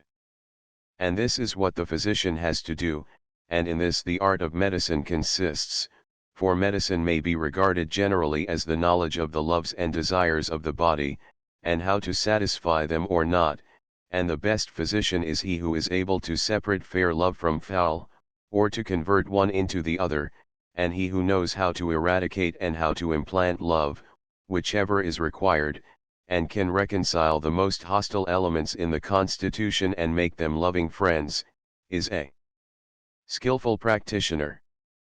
Now the most hostile are the most opposite, such as hot and cold, bitter and sweet, moist and dry, and the like. And my ancestor, Asclepius, knowing how to implant friendship and accord in these elements, was the creator of our art, as our friends the poets here tell us, and I believe them, and not only medicine in every branch but the arts of gymnastic and husbandry are under his dominion. Anyone who pays the least attention to the subject will also perceive that in music there is the same reconciliation of opposites, and I suppose that this must have been the meaning of Heraclitus, although his words are not accurate, for he says that the one is united by disunion, like the harmony of the bow and the lyre. Now there is an absurdity saying that harmony is discord or is composed of elements which are still in a state of discord. But what he probably meant was, that harmony is composed of differing notes of higher or lower pitch which disagreed once, but are now reconciled by the art of music, for if the higher and lower notes still disagreed, there could be no harmony, clearly not. For harmony is a symphony, and symphony is an agreement, but an agreement of disagreements. While they disagree there cannot be, you cannot harmonize that which disagrees. In like manner rhythm is compounded of elements short and long, once differing and now in accord, which accordance, as in the former instance, medicine, so in all these other cases, music implants, making love and unison to grow up among them, and thus music, too, is concerned with the principles of love in their application to harmony and rhythm. Again, in the essential nature of harmony and rhythm there is no difficulty in discerning love which has not yet become double. But when you want to use them in actual life, either in the composition of songs or in the correct performance of airs or meters composed already, which latter is called education, then the difficulty begins, and the good artist is needed. Then the old tale has to be repeated of fair and heavenly love, the love of Urania the fair and heavenly muse, and of the duty of accepting the temperate, and those who are as yet intemperate only that they may become temperate, and of preserving their love, and again, of the vulgar polyhymnia, who must be used with circumspection that the pleasure be enjoyed, but may not generate licentiousness, just as in my own art it is a great matter so to regulate the desires of the epicure that he may gratify his tastes without the attendant evil of disease. Whence I infer that in music, in medicine, in all other things human as well as divine, both loves ought to be noted as far as may be, for they are both present. The course of the seasons is also full of both these principles, and when, as I was saying, the elements of hot and cold, moist and dry, attain the harmonious love of one another and blend in temperance and harmony, they bring to men, animals, and plants health and plenty, and do them no harm, whereas the wanton love, getting the upper hand and affecting the seasons of the year, is very destructive and injurious, being the source of pestilence, and bringing many other kinds of diseases on animals and plants. For hoarfrost and hail and blight spring from the excesses and disorders of these elements of love, which to know in relation to the revolutions of the heavenly bodies and the seasons of the year is termed astronomy. Furthermore, all sacrifices and the whole province of divination, which is the art of communion between gods and men, these, I say, are concerned only with the preservation of the good and the cure of the evil love. For all manner of impiety is likely to ensue if, instead of accepting and honoring and reverencing the harmonious love in all his actions, a man honors the other love, whether in his feelings towards gods or parents, towards the living or the dead. Wherefore the business of divination is to see to these loves and to heal them, and divination is the peacemaker of gods and men, working by a knowledge of the religious or irreligious tendencies which exist in human loves. Such is the great and mighty, or rather omnipotent force of love in general. And the love, more especially, which is concerned with the good, and which is perfected in company with temperance and justice, whether among gods or men, has the greatest power, and is the source of all our happiness and harmony, and makes us friends with the gods who are above us, and with one another. I dare say that I too have omitted several things which might be said in praise of love, but this was not intentional, and you, Aristophanes, may now supply the omission or take some other line of commendation, for I perceive that you are rid of the hiccup. Yes, said Aristophanes, who followed, the hiccup is gone, not, however, until I applied the sneezing, and I wonder whether the harmony of the body has a love of such noises and ticklings, for I no sooner applied the sneezing than I was cured. Eryximachus said, beware, friend Aristophanes, although you are going to speak, you are making fun of me, and I shall have to watch and see whether I cannot have a laugh at your expense, when you might speak in peace. You are right, said Aristophanes, laughing. I will unsay my words, but do you please not to watch me, as I fear that in the speech which I am about to make, instead of others laughing with me, which is to the manner born of our muse and would be all the better, I shall only be laughed at by them. Do you expect to shoot your bolt and escape, Aristophanes? Well, perhaps if you are very careful and bear in mind that you will be called to account, I may be induced to let you off. Aristophanes professed to open another vein of discourse. He had a mind to praise love in another way, unlike that either of Pausanias or Eryximachus. Mankind, he said, judging by their neglect of him, have never, as I think, at all understood the power of love.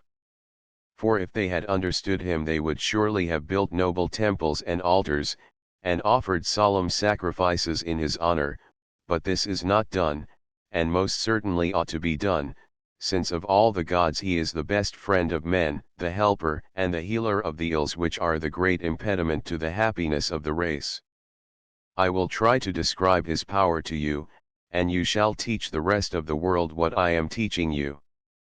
In the first place, let me treat of the nature of man and what has happened to it, for the original human nature was not like the present, but different. The sexes were not two as they are now, but originally three in number. There was man, woman, and the union of the two, having a name corresponding to this double nature, which had once a real existence, but is now lost, and the word androgynous is only preserved as a term of reproach.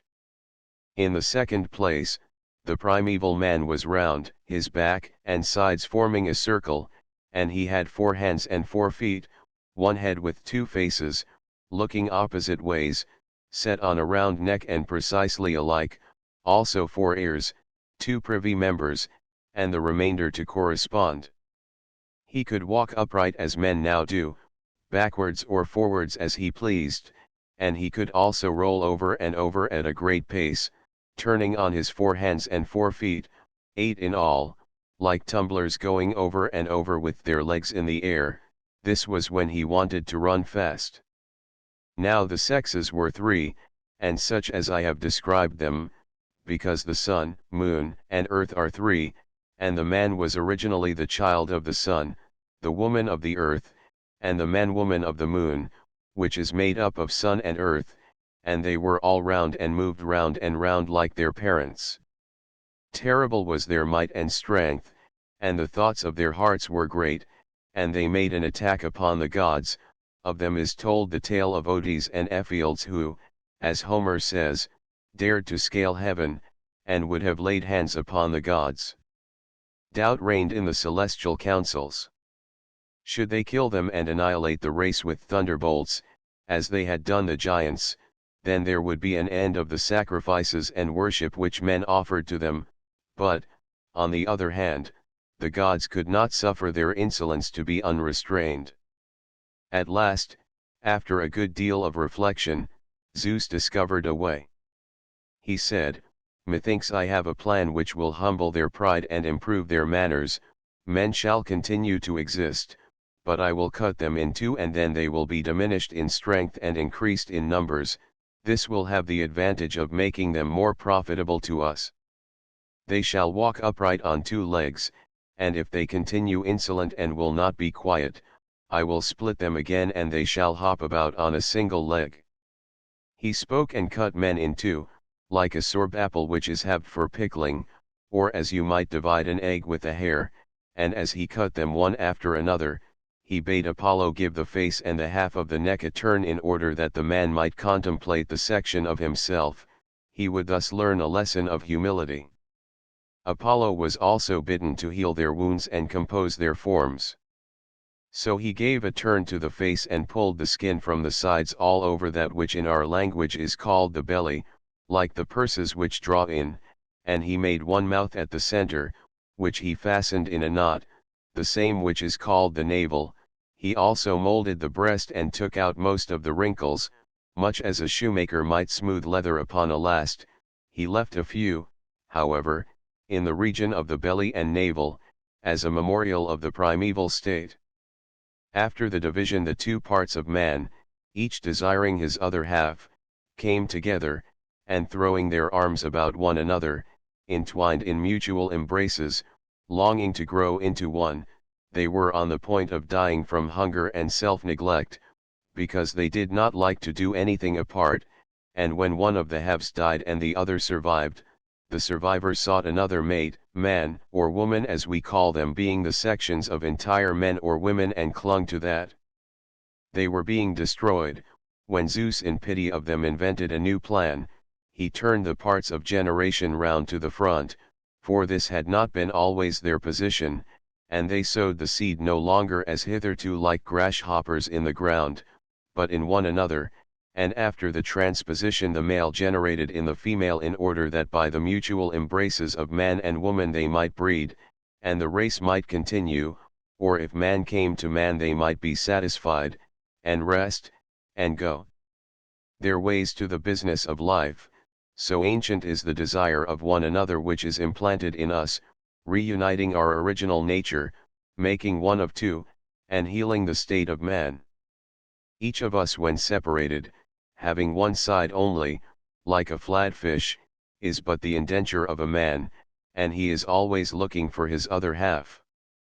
Men who are a section of that double nature which was once called androgynous are lovers of women, adulterers are generally of this breed, and also adulterous women who lust after men.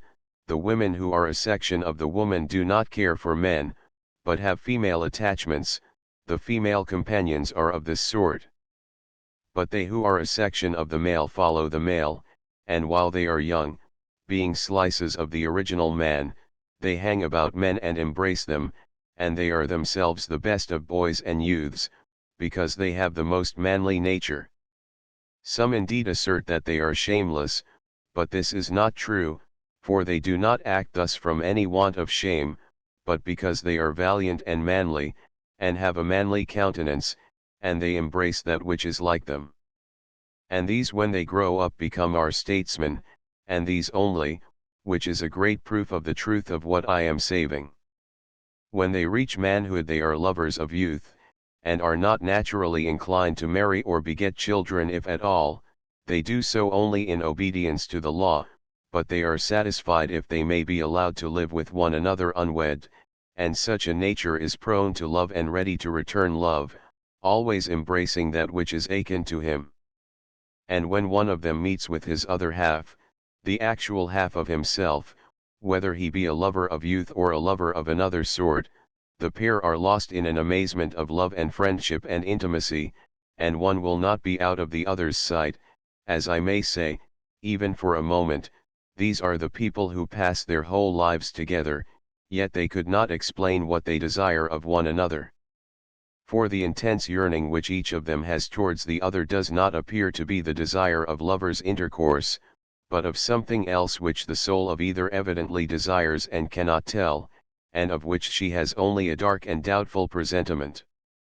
Suppose Hephaestus, with his instruments, to come to the pair who are lying side by side and to say to them, "What do you people want of one another?" they would be unable to explain.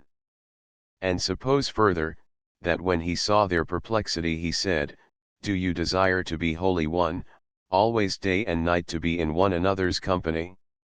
For if this is what you desire, I am ready to melt you into one and let you grow together, so that being two you shall become one, and while you live a common life as if you were a single man, and after your death in the world below still be one departed soul instead of two. I ask whether this is what you lovingly desire, and whether you are satisfied to attain this."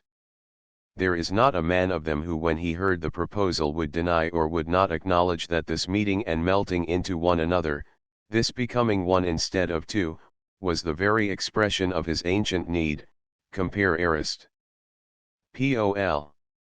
And the reason is that human nature was originally one and we were a whole, and the desire and pursuit of the whole is called love. There was a time, I say, when we were one, but now because of the wickedness of mankind God has dispersed us, as the Arcadians were dispersed into villages by the Lacedaemonians. Compare Arist. Pol. And if we are not obedient to the gods, there is a danger that we shall be split up again and go about in basso relievo, like the profile figures having only half a nose which are sculptured on monuments, and that we shall be like tallies.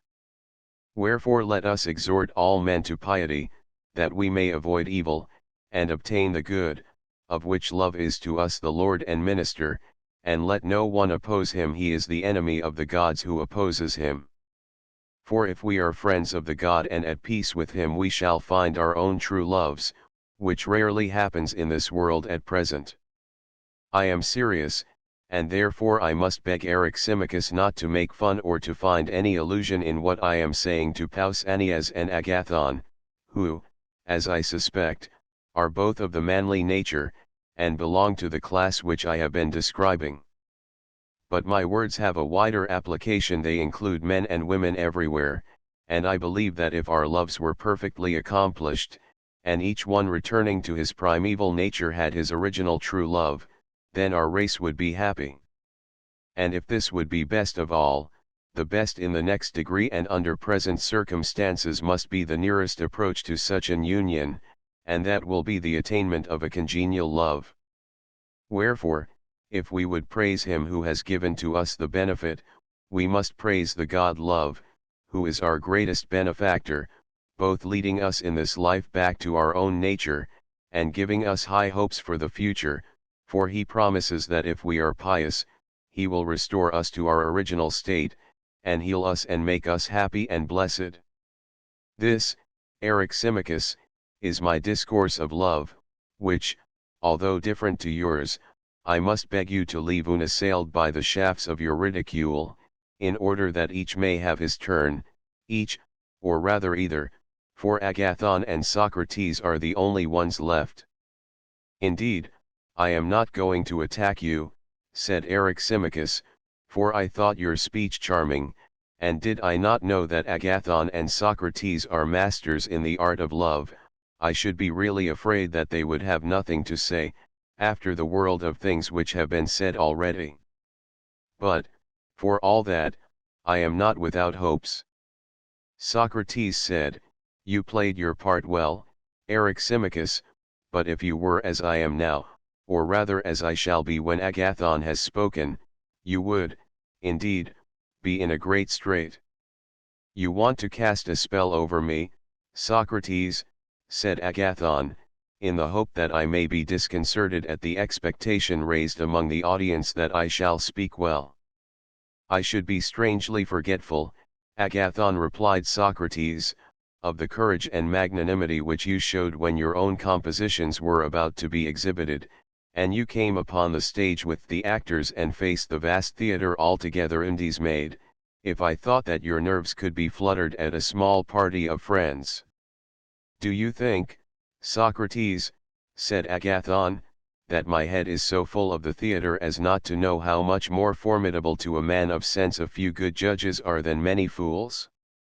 Nay, replied Socrates, I should be very wrong in attributing to you, Agathon, that or any other want of refinement. And I am quite aware that if you happened to meet with any whom you thought wise, you would care for their opinion much more than for that of the many. But then we, having been a part of the foolish many in the theatre, cannot be regarded as the select wise, though I know that if you chanced to be in the presence, not of one of ourselves, but of some really wise man, you would be ashamed of disgracing yourself before him, would you not? Yes, said Agathon. But before the many you would not be ashamed, if you thought that you were doing something disgraceful in their presence. Here Phaedrus interrupted them, saying, not answer him, my dear Agathon, for if he can only get a partner with whom he can talk, especially a good-looking one, he will no longer care about the completion of our plan. Now I love to hear him talk, but just at present I must not forget the encomium on love which I ought to receive from him and from every one. When you and he have paid your tribute to the god, then you may talk. Very good, Phaedrus, said Agathon, I see no reason why I should not proceed with my speech, as I shall have many other opportunities of conversing with Socrates. Let me say first how I ought to speak, and then speak the previous speakers, instead of praising the god Love, or unfolding his nature, appear to have congratulated mankind on the benefits which he confers upon them. But I would rather praise the god first, and then speak of his gifts. This is always the right way of praising everything. May I say without impiety or offense, that of all the blessed gods he is the most blessed because he is the fairest and best?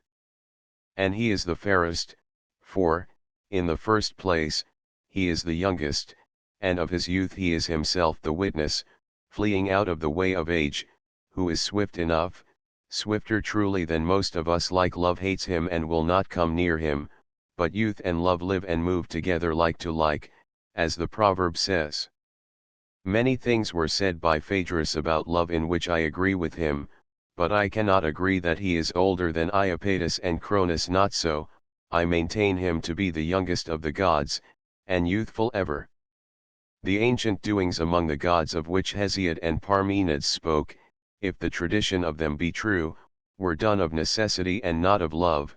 Had love been in those days, there would have been no chaining or mutilation of the gods, or other violence, but peace and sweetness, as there is now in heaven, since the rule of love began. Love is young and also tender. He ought to have a poet like Homer to describe his tenderness, as Homer says of Ate, that she is a goddess and tender, her feet are tender, for she sets her steps, not on the ground but on the heads of men. Herein is an excellent proof of her tenderness, that she walks not upon the hard but upon the soft. Let us adduce a similar proof of the tenderness of love, for he walks not upon the earth, nor yet upon the skulls of men, which are not so very soft, but in the hearts and souls of both gods and men, which are of all things the softest, in them he walks and dwells and makes his home. Not in every soul without exception, for where there is hardness he departs, where there is softness there he dwells, and nestling always with his feet and in all manner of ways in the softest of soft places, how can he be other than the softest of all things? Of a truth he is the tenderest as well as the youngest, and also he is of flexile form, for if he were hard and without flexure he could not enfold all things, or wind his way into and out of every soul of man undiscovered. And a proof of his flexibility and symmetry of form is his grace, which is universally admitted to be in an especial manner the attribute of love. Ungrace and love are always at war with one another. The fairness of his complexion is revealed by his habitation among the flowers, for he dwells not amid bloomless or fading beauties, whether of body or soul or aught else, but in the place of flowers and scents, there he sits and abides. Concerning the beauty of the god I have said enough, and yet there remains much more which I might say. Of his virtue I have now to speak. His greatest glory is that he can neither do nor suffer wrong to or from any god or any man, for he suffers not by force. If he suffers, force comes not near him, neither when he acts does he act by force. For all men in all things serve him of their own free will, and where there is voluntary agreement, there, as the laws which are the lords of the city say, is justice. And not only is he just but exceedingly temperate, for temperance is the acknowledged ruler of the pleasures and desires, and no pleasure ever masters love. He is their master and they are his servants, and if he conquers them he must be temperate indeed. As to courage, even the god of war is no match for him. He is the captive and love is the lord, for love, the love of Aphrodite, masters him, as the tale runs, and the master is stronger than the servant. And if he conquers the bravest of all others, he must be himself the bravest. Of his courage and justice and temperance I have spoken, but I have yet to speak of his wisdom, and according to the measure of my ability I must try to do my best. In the first place he is a poet, and here, like Eryximachus, I magnify my art, and he is also the source of poesy in others, which he could not be if he were not himself a poet. And at the touch of him every one becomes a poet, even though he had no music in him before. A fragment of the Sthenoeoe of Euripides. This also is a proof that love is a good poet and accomplished in all the fine arts, for no one can give to another that which he has not himself, or teach that of which he has no knowledge. Who will deny that the creation of the animals is his doing? Are they not all the works of his wisdom, born and begotten of him? And as to the artists, do we not know that he only of them whom love inspires has the light of fame? He whom love touches not walks in darkness. The arts of medicine and archery and divination were discovered by Apollo, under the guidance of love and desire, so that he too is a disciple of love. Also the melody of the Muses, the metallurgy of Hephaestus, the weaving of Athene, the empire of Zeus over gods and men, are all due to love, who was the inventor of them. And so love set in order the empire of the gods, the love of beauty, as is evident, for with deformity love has no concern. In the days of old, as I began by saying, dreadful deeds were done among the gods, for they were ruled by necessity, but now since the birth of love, and from the love of the beautiful, has sprung every good in heaven and earth. Therefore, Phaedrus, I say of love that he is the fairest and best in himself, and the cause of what is fairest and best in all other things. And there comes into my mind a line of poetry in which he is said to be the god who gives peace on earth and calms the stormy deep, who stills the winds and bids the sufferer sleep. This is he who empties men of disaffection and fills them with affection, who makes them to meet together at banquets such as these, in sacrifices, feasts, dances. He is our Lord who sends courtesy and sends away discourtesy, who gives kindness ever and never gives unkindness, the friend of the good, the wonder of the wise, the amazement of the gods, desired by those who have no part in him, and precious to those who have the better part in him, parent of delicacy, luxury, desire, fondness, softness, grace, regardful of the good, regardless of the evil, in every word, work, wish, fear, Savior, pilot, comrade, helper, glory of gods and men, leader best and brightest, in whose footsteps let every man follow, sweetly singing in his honor and joining in that sweet strain with which love charms the souls of gods and men. Such is the speech, Phaedrus, half playful, yet having a certain measure of seriousness, which, according to my ability, I dedicate to the god. When Agathon had done speaking, Aristodemus said that there was a general cheer. The young man was thought to have spoken in a manner worthy of himself, and of the god. And Socrates, looking at Eryximachus, said, "Tell me, son of Ecumenius, was there not reason in my fears? And was I not a true prophet when I said that Agathon would make a wonderful oration, and that I should be in a strait?" "The part of the prophecy which concerns Agathon," replied Eryximachus, "appears to me to be true, but not the other part that you will be in a strait." "Why, my dear friend," said Socrates, "must not I or any one be in a strait who has to speak after he has heard such a rich and varied discourse?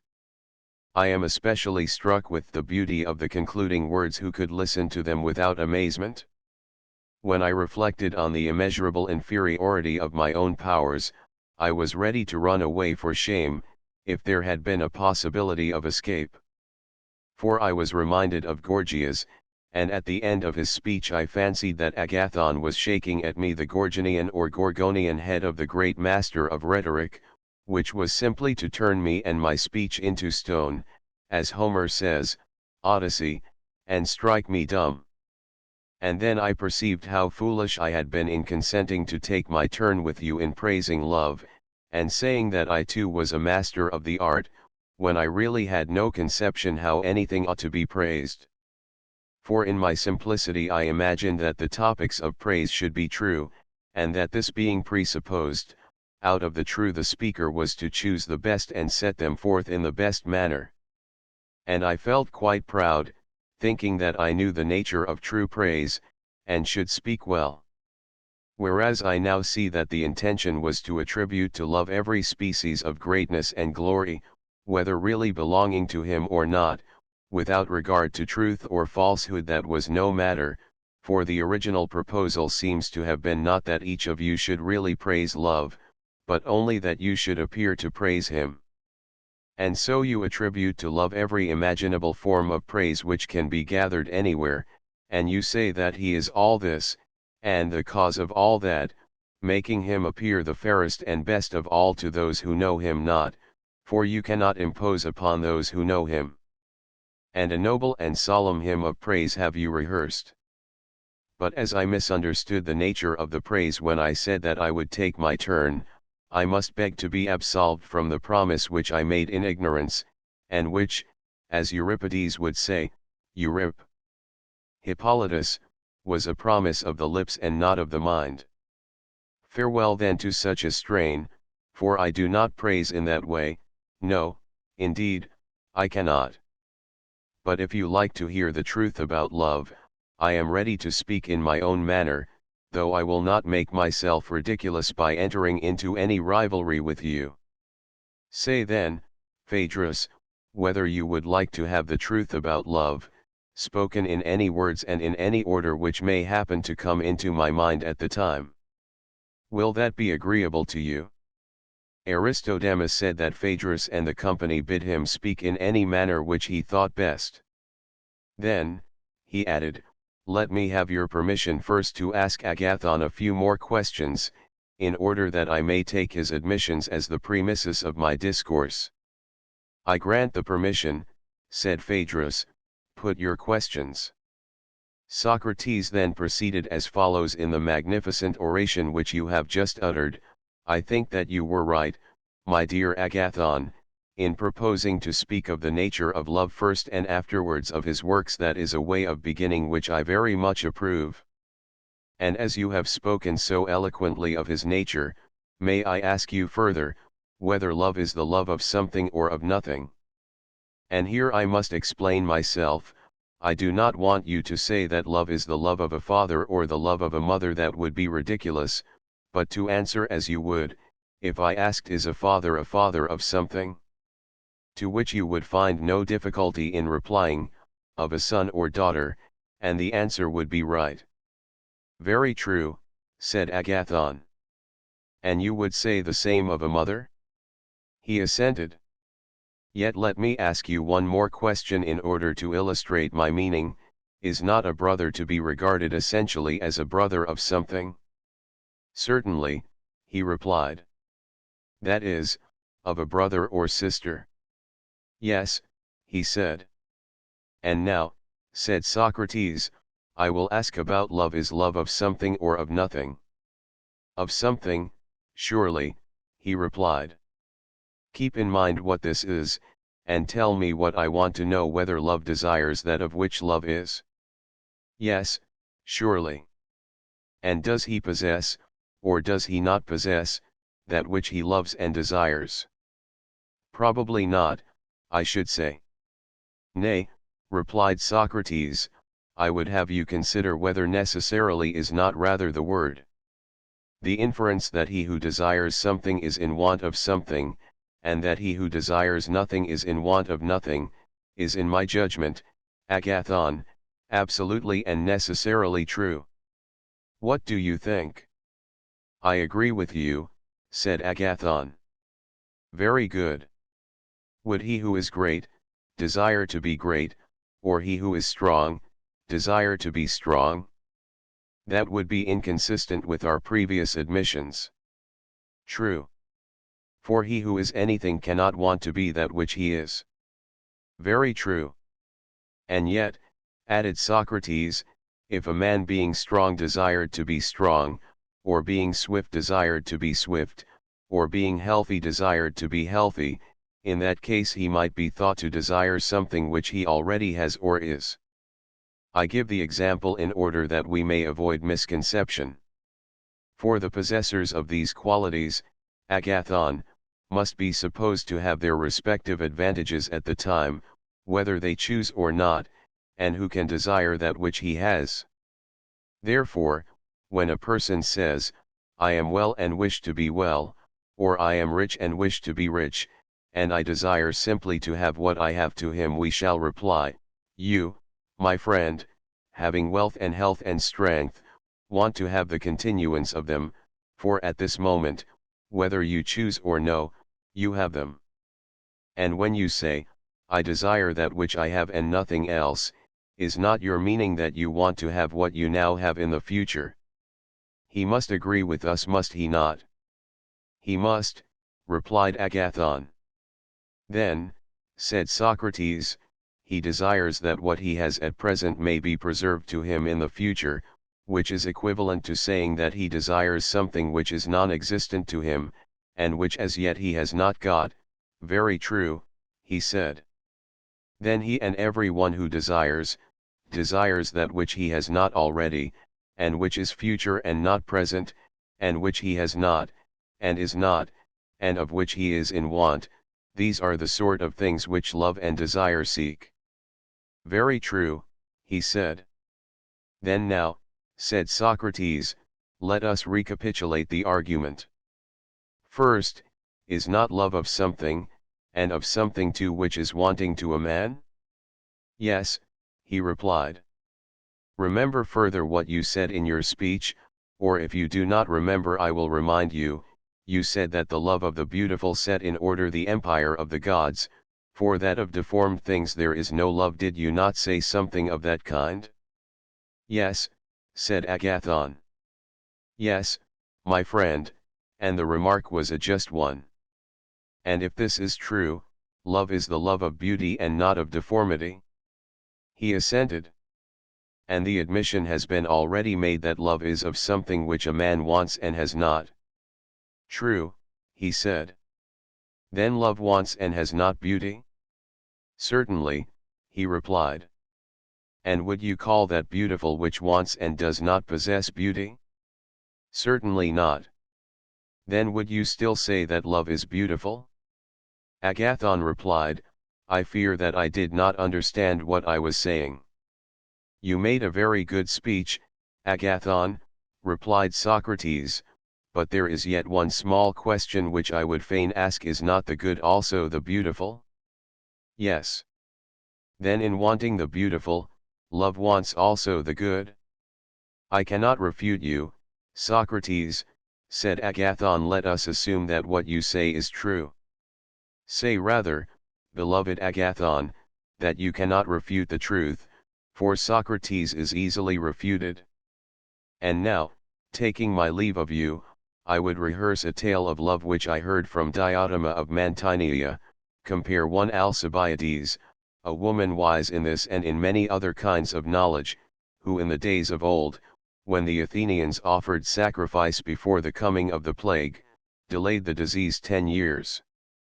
She was my instructress in the art of love, and I shall repeat to you what she said to me, beginning with the admissions made by Agathon, which are nearly if not quite the same which I made to the wise woman when she questioned me. I think that this will be the easiest way, and I shall take both parts myself as well as I can. Compare Gorgias. As you, Agathon, suggested, Supra, I must speak first of the being and nature of love, and then of his works. First I said to her in nearly the same words which he used to me, that love was a mighty God, and likewise fair, and she proved to me as I proved to him that, by my own showing, love was neither fair nor good. What do you mean, Diotima? I said, is love then evil and foul?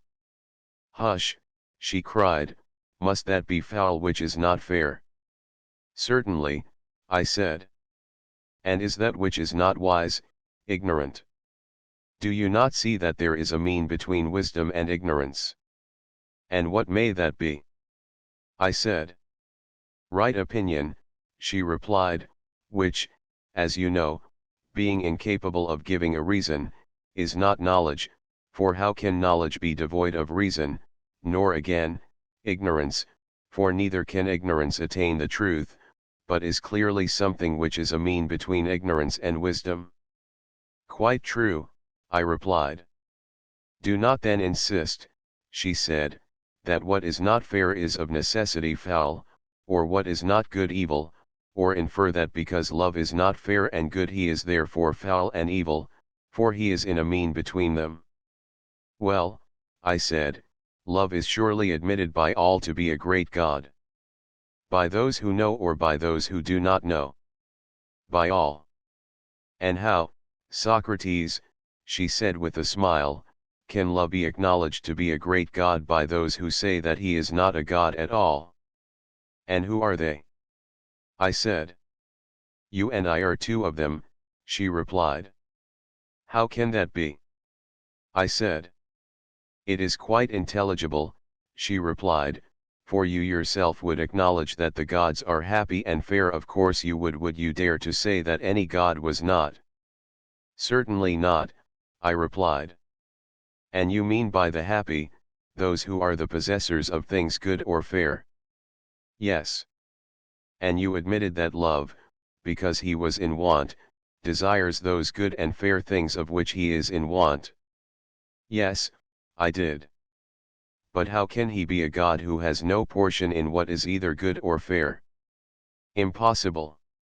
Then you see that you also deny the divinity of love. What then is love? I asked, is he mortal? No, what then? As in the former instance, he is neither mortal nor immortal, but in a mean between the two. What is he, Diotima?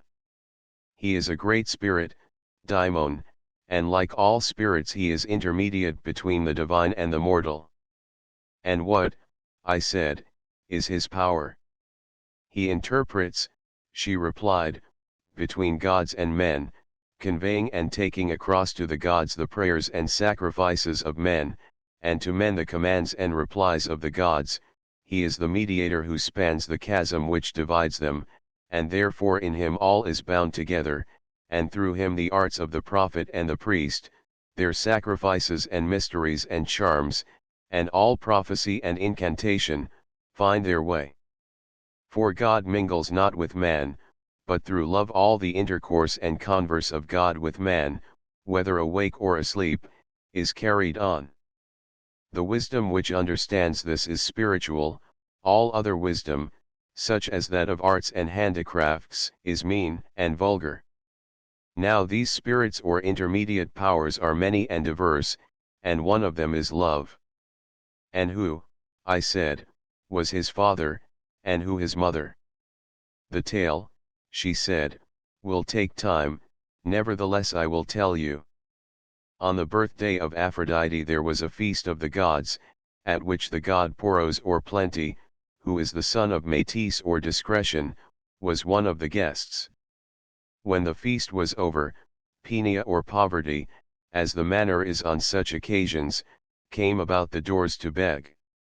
Now Plenty, who was the worse for nectar, there was no wine in those days, went into the garden of Zeus and fell into a heavy sleep, and Poverty, considering her own straitened circumstances, plotted to have a child by him, and accordingly she lay down at his side and conceived Love, who partly because he is naturally a lover of the beautiful, and because Aphrodite is herself beautiful, and also because he was born on her birthday, is her follower and attendant.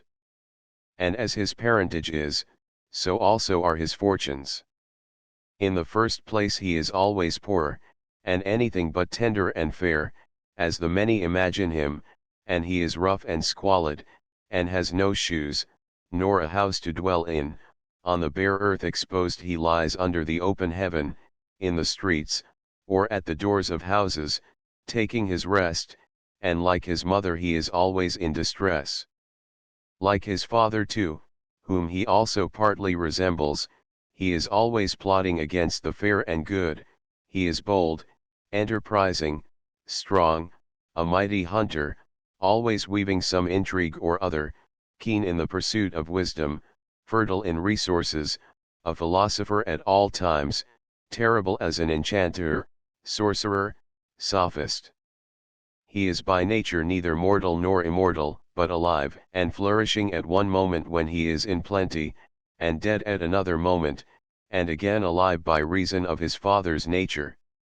But that which is always flowing in is always flowing out, and so he is never in want and never in wealth, and, further, he is in a mean between ignorance and knowledge.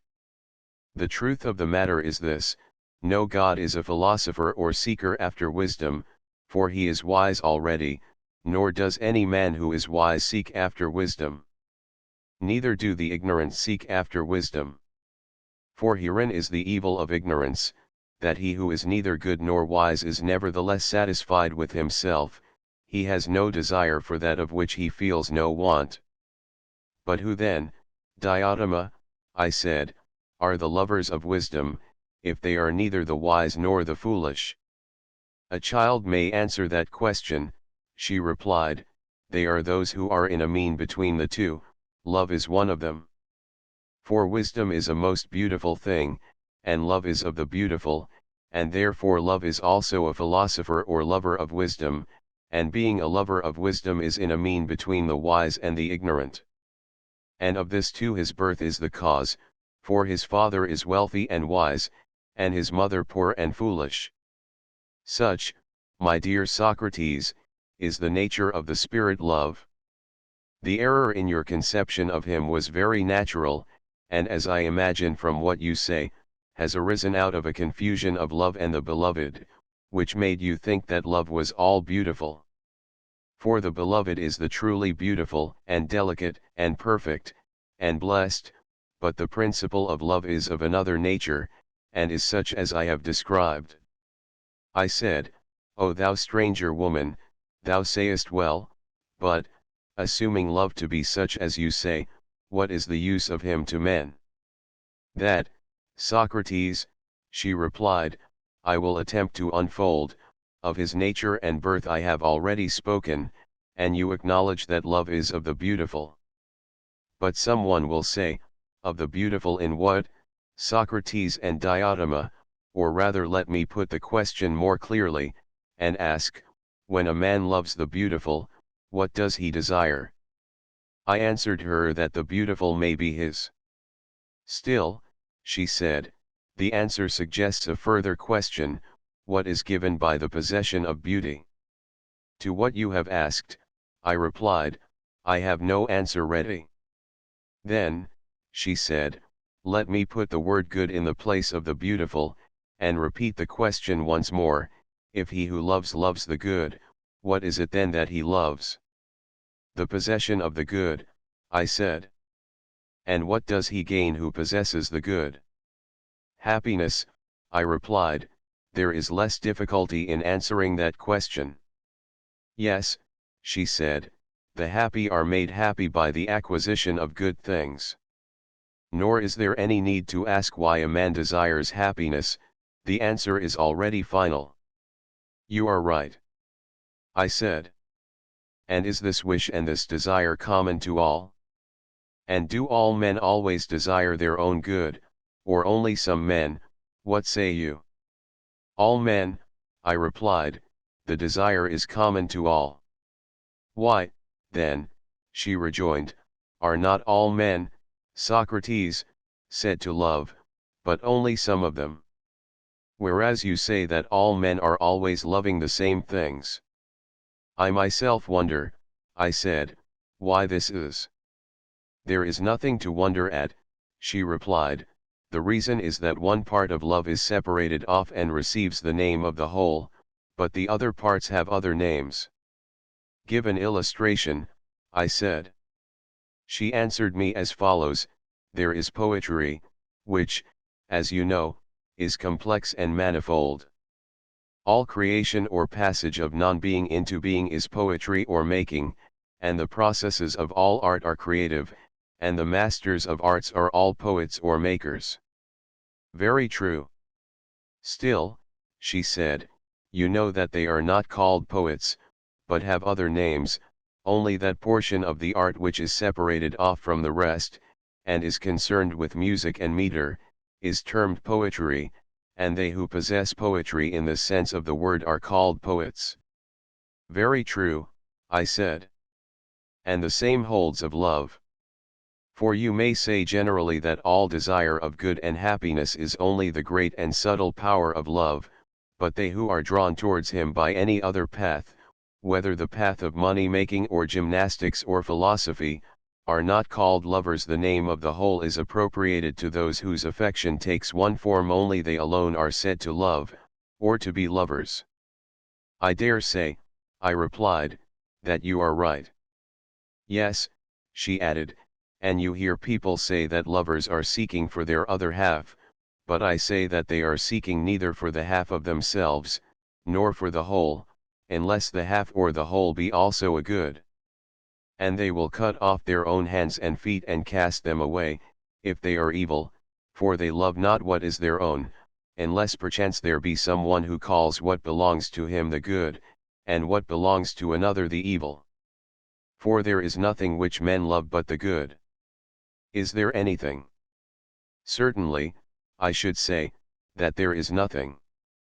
Then, she said, the simple truth is, that men love the good. Yes, I said. To which must be added that they love the possession of the good. Yes, that must be added.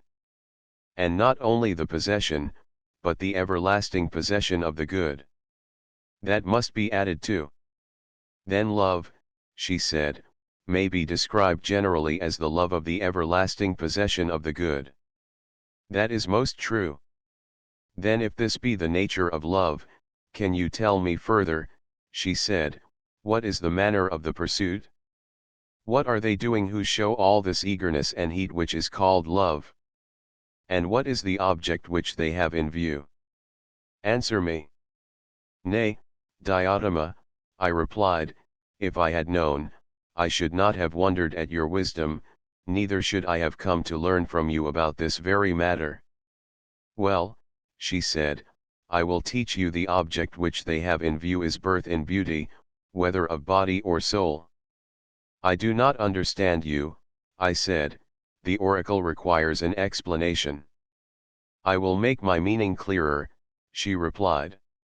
I mean to say, that all men are bringing to the birth in their bodies and in their souls. There is a certain age at which human nature is desirous of procreation which must be in beauty and not in deformity, and this procreation is the union of man and woman, and is a divine thing, for conception and generation are an immortal principle in the mortal creature, and in the inharmonious they can never be. But the deformed is always inharmonious with the divine, and the beautiful harmonious. Beauty, then, is the destiny or goddess of parturition who presides at birth, and therefore, when approaching beauty, the conceiving power is propitious and diffusive and benign, and begets and bears fruit. At the sight of ugliness she frowns and contracts and has a sense of pain, and turns away, and shrivels up, and not without a pang refrains from conception. And this is the reason why, when the hour of conception arrives, and the teeming nature is full, there is such a flutter and ecstasy about beauty whose approach is the alleviation of the pain of travail. For love, Socrates, is not, as you imagine, the love of the beautiful only. What then? The love of generation and of birth in beauty. Yes, I said. Yes, indeed, she replied. But why of generation? Because to the mortal creature, generation is a sort of eternity and immortality, she replied, and if, as has been already admitted, love is of the everlasting possession of the good, all men will necessarily desire immortality together with good, wherefore love is of immortality. All this she taught me at various times when she spoke of love. And I remember her once saying to me, what is the cause, Socrates, of love and the attendant desire? See you not how all animals, birds, as well as beasts, in their desire of procreation, are in agony when they take the infection of love, which begins with the desire of union, whereto is added the care of offspring, on whose behalf the weakest are ready to battle against the strongest even to the uttermost, and to die for them, and will let themselves be tormented with hunger or suffer anything in order to maintain their young. Man may be supposed to act thus from reason, but why should animals have these passionate feelings? Can you tell me why? Again I replied that I did not know. She said to me, and do you expect ever to become a master in the art of love, if you do not know this? But I have told you already, Diotima, that my ignorance is the reason why I come to you, for I am conscious that I want a teacher. Tell me then the cause of this and of the other mysteries of love. Marvel not, she said, if you believe that love is of the immortal, as we have several times acknowledged, for here again, and on the same principle too, the mortal nature is seeking as far as is possible to be everlasting and immortal, and this is only to be attained by generation, because generation always leaves behind a new existence in the place of the old. Nay, even in the life of the same individual there is succession and not absolute unity. A man is called the same, and yet in the short interval which elapses between youth and age, and in which every animal is said to have life and identity, he is undergoing a perpetual process of loss and reparation. Hair, flesh, bones, blood, and the whole body are always changing. Which is true not only of the body, but also of the soul, whose habits, tempers, opinions, desires, pleasures, pains, fears, never remain the same in any one of us, but are always coming and going, and equally true of knowledge, and what is still more surprising to us mortals, not only do the sciences in general spring up and decay, so that in respect of them we are never the same, but each of them individually experiences a like change. For what is implied in the word recollection, but the departure of knowledge, which is ever being forgotten, and is renewed and preserved by recollection, and appears to be the same although in reality new, according to that law of succession by which all mortal things are preserved, not absolutely the same, but by substitution, the old worn-out mortality leaving another new and similar existence behind, unlike the divine, which is always the same and not another. And in this way, Socrates, the mortal body, or mortal anything, partakes of immortality, but the immortal in another way. Marvel not then at the love which all men have of their offspring, for that universal love and interest is for the sake of immortality. I was astonished at her words, and said, Is this really true, O thou wise Diotima? And she answered with all the authority of an accomplished sophist, of that, Socrates, you may be assured. Think only of the ambition of men, and you will wonder at the senselessness of their ways, unless you consider how they are stirred by the love of an immortality of fame. They are ready to run all risks greater far than they would have run for their children, and to spend money and undergo any sort of toil, and even to die, for the sake of leaving behind them a name which shall be eternal. Do you imagine that Alcestis would have died to save Admetus, or Achilles to avenge Patroclus, or your own Codrus in order to preserve the kingdom for his sons, if they had not imagined that the memory of their virtues, which still survives among us, would be immortal? Nay, she said, I am persuaded that all men do all things, and the better they are the more they do them, in hope of the glorious fame of immortal virtue, for they desire the immortal. Those who are pregnant in the body only, betake themselves to women and beget children. This is the character of their love. Their offspring, as they hope, will preserve their memory and giving them the blessedness and immortality which they desire in the future.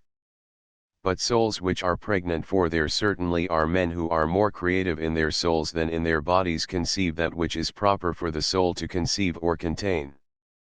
And what are these conceptions? Wisdom and virtue in general. And such creators are poets and all artists who are deserving of the name inventor. But the greatest and fairest sort of wisdom by far is that which is concerned with the ordering of states and families, and which is called temperance and justice. And he who in youth has the seed of these implanted in him and is himself inspired, when he comes to maturity desires to beget and generate. He wanders about seeking beauty that he may beget offspring, for in deformity he will beget nothing, and naturally embraces the beautiful rather than the deformed body.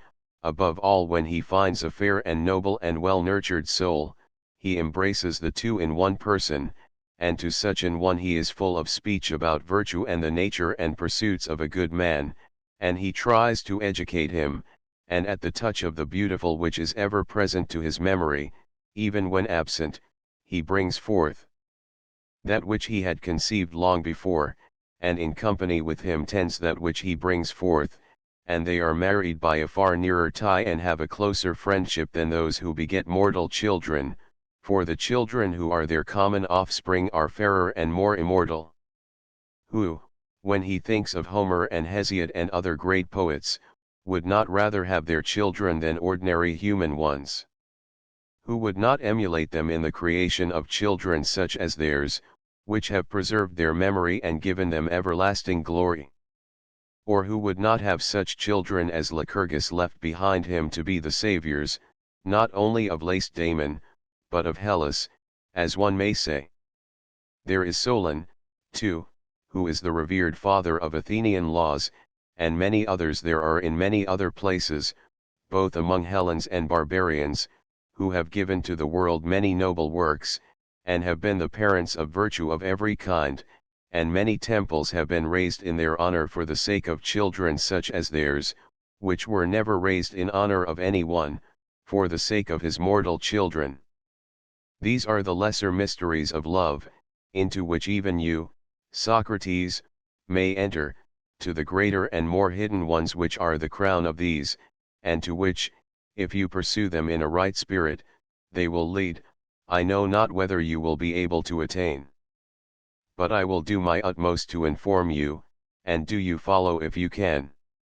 For he who would proceed aright in this matter should begin in youth to visit beautiful forms, and first, if he be guided by his instructor aright, to love one such form only out of that he should create fair thoughts, and soon he will of himself perceive that the beauty of one form is akin to the beauty of another, and then if beauty of form in general is his pursuit, how foolish would he be not to recognize that the beauty in every form is and the same. And when he perceives this he will abate his violent love of the one, which he will despise and deem a small thing, and will become a lover of all beautiful forms. In the next stage he will consider that the beauty of the mind is more honorable than the beauty of the outward form. So that if a virtuous soul have but a little comeliness, he will be content to love and tend him, and will search out and bring to the birth thoughts which may improve the young, until he is compelled to contemplate and see the beauty of institutions and laws, and to understand that the beauty of them all is of one family, and that personal beauty is a trifle, and after laws and institutions he will go on to the sciences, that he may see their beauty, being not like a servant in love with the beauty of one youth or man or institution, himself a slave mean and narrow-minded, but drawing towards and contemplating the vast sea of beauty, he will create many fair and noble thoughts and notions in boundless love of wisdom, until on that shore he grows and waxes strong, and at last the vision is revealed to him of a single science, which is the science of beauty everywhere. To this I will proceed. Please to give me your very best attention, he who has been instructed thus far in the things of love, and who has learned to see the beautiful in due order and succession, when he comes toward the end will suddenly perceive a nature of wondrous beauty, and this, Socrates, is the final cause of all our former toils, a nature which in the first place is everlasting, not growing and decaying, or waxing and waning, secondly, not fair in one point of view and foul in another, or at one time or in one relation or at one place fair, at another time or in another relation or at another place foul, as if fair to some and foul to others, or in the likeness of a face or hands or any other part of the bodily frame, or in any form of speech or knowledge, or existing in any other being, as for example, in an animal, or in heaven, or in earth, or in any other place, but beauty absolute, separate, simple, and everlasting, which without diminution and without increase, or any change, is imparted to the ever-growing and perishing beauties of all other things. He who from these ascending under the influence of true love, begins to perceive that beauty, is not far from the end. And the true order of going, or being led by another, to the things of love, is to begin from the beauties of earth and mount upwards for the sake of that other beauty, using these as steps only, and from one going on to two, and from two to all fair forms, and from fair forms to fair practices, and from fair practices to fair notions, until from fair notions he arrives at the notion of absolute beauty, and at last knows what the essence of beauty is.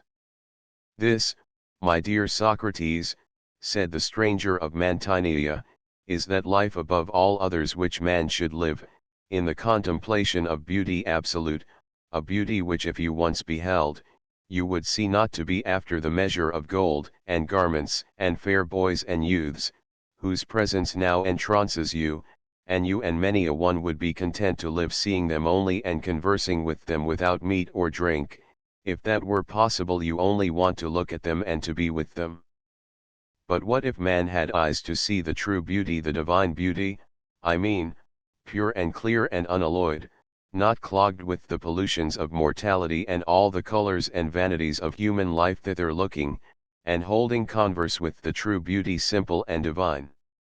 Remember how in that communion only, beholding beauty with the eye of the mind, he will be enabled to bring forth, not images of beauty, but realities, for he has hold not of an image but of a reality, and bringing forth and nourishing true virtue to become the friend of God and be immortal, if mortal man may. Would that be an ignoble life? Such, Phaedrus, and I speak not only to you, but to all of you, were the words of Diotima, and I am persuaded of their truth.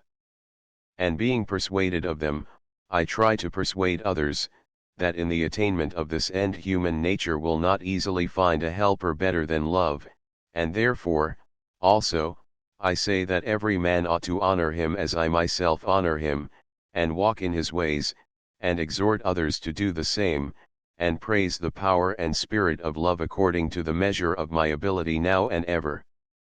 The words which I have spoken, you, Phaedrus, may call an encomium of love, or anything else which you please.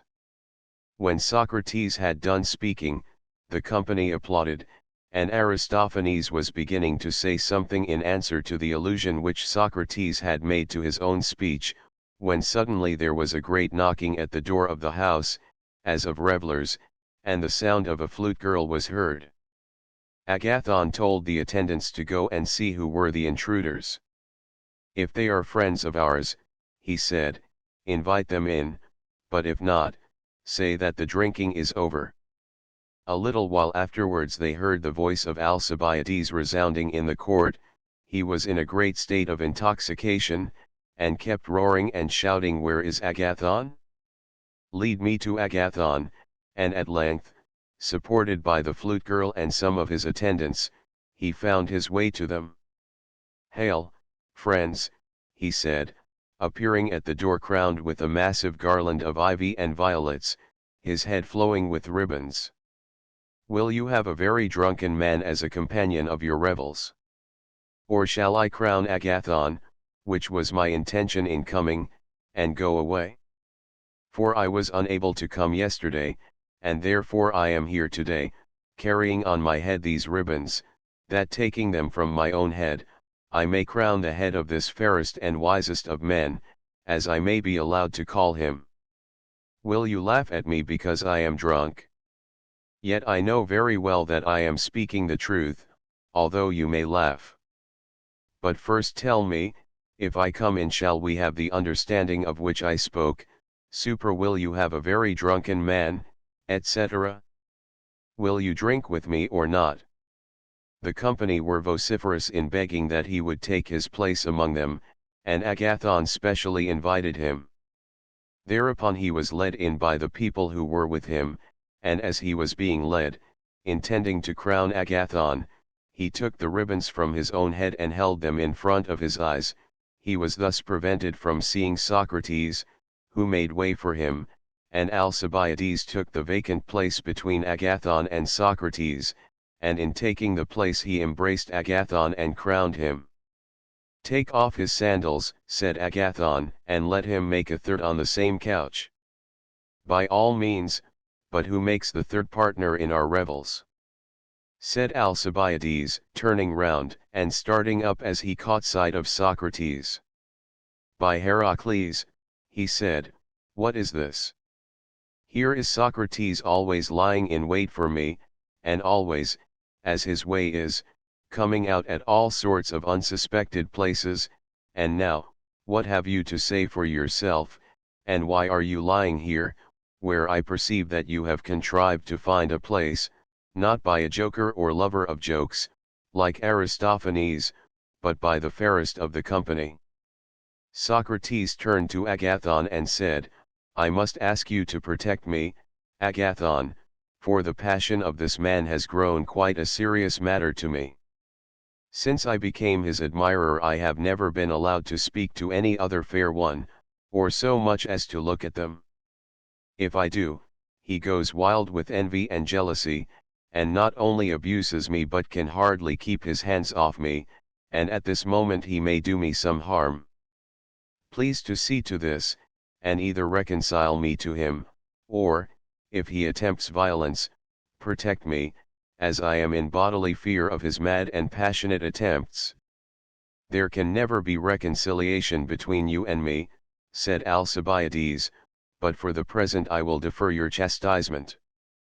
And I must beg you, Agathon, to give me back some of the ribbons that I may crown the marvelous head of this universal despot. I would not have him complain of me for crowning you, and neglecting him, who in conversation is the conqueror of all mankind, and this not only once, as you were the day before yesterday, but always.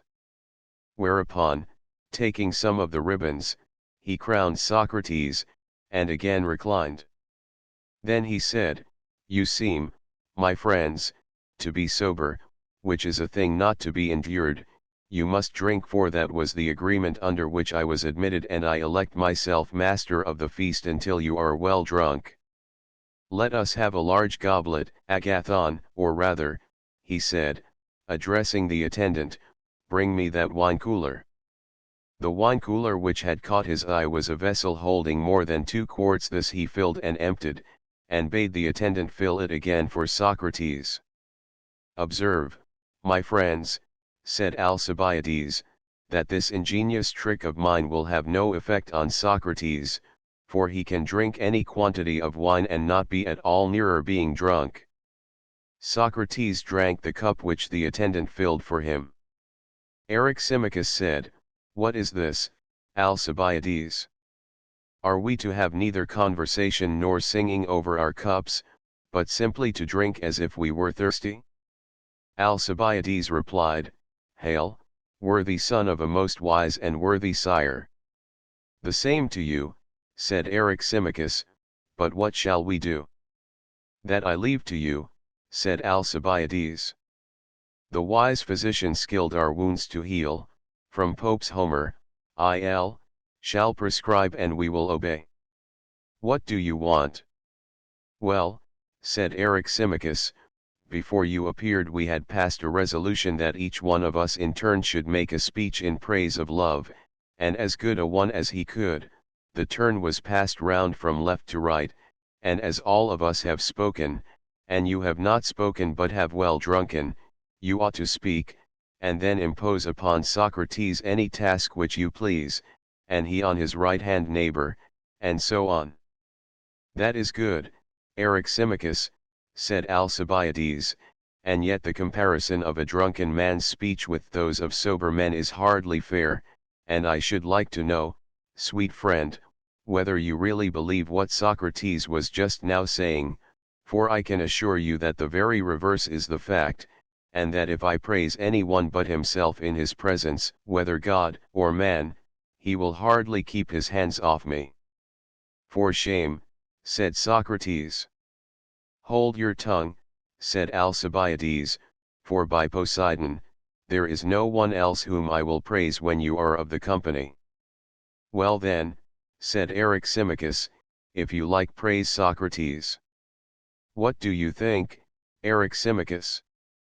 Said Alcibiades, shall I attack him and inflict the punishment before you all?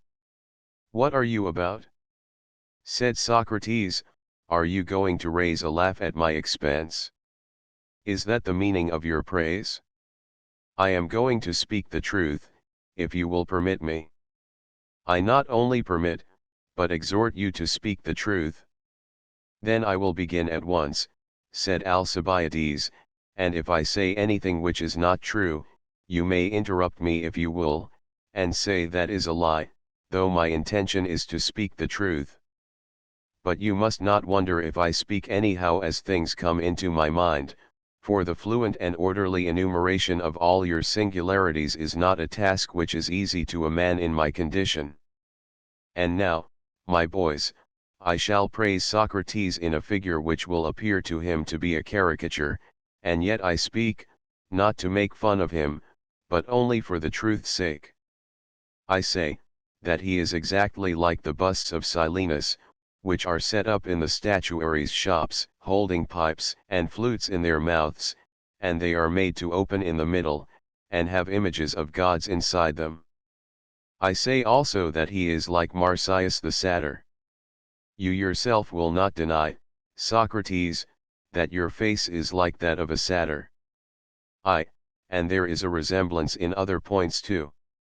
For example, you are a bully, as I can prove by witnesses, if you will not confess. And are you not a flute player? That you are, and a performer far more wonderful than Marsyas. He indeed with instruments used to charm the souls of men by the power of his breath, and the players of his music do so still, for the melodies of Olympus, compare Arist. Pol, are derived from Marsyas who taught them, and these, whether they are played by a great master or by a miserable flute girl, have a power which no others have, they alone possess the soul and reveal the wants of those who have need of gods and mysteries, because they are divine. But you produce the same effect with your words only, and do not require the flute, that is the difference between you and him. When we hear any other speaker, even a very good one, he produces absolutely no effect upon us, or not much, whereas the mere fragments of you and your words, even at second hand, and however imperfectly repeated, amaze and possess the souls of every man, woman, and child who comes within hearing of them. And if I were not afraid that you would think me hopelessly drunk, I would have sworn as well as spoken to the influence which they have always had and still have over me. For my heart leaps within me more than that of any Carabantian reveller, and my eyes rain tears when I hear them. And I observe that many others are affected in the same manner.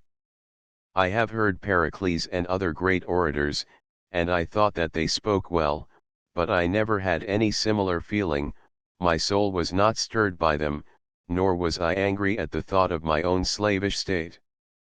But this Marsyas has often brought me to such a pass, that I have felt as if I could hardly endure the life which I am leading.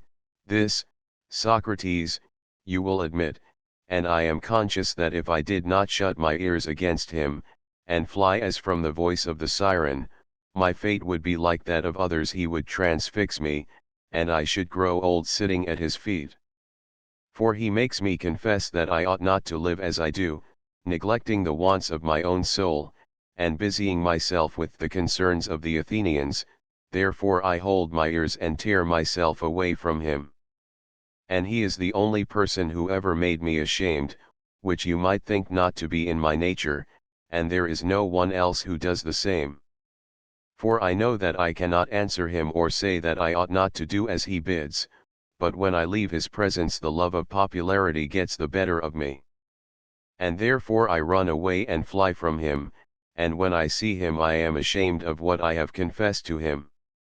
Many a time have I wished that he were dead, and yet I know that I should be much more sorry than glad, if he were to die, so that I am at my wit's end.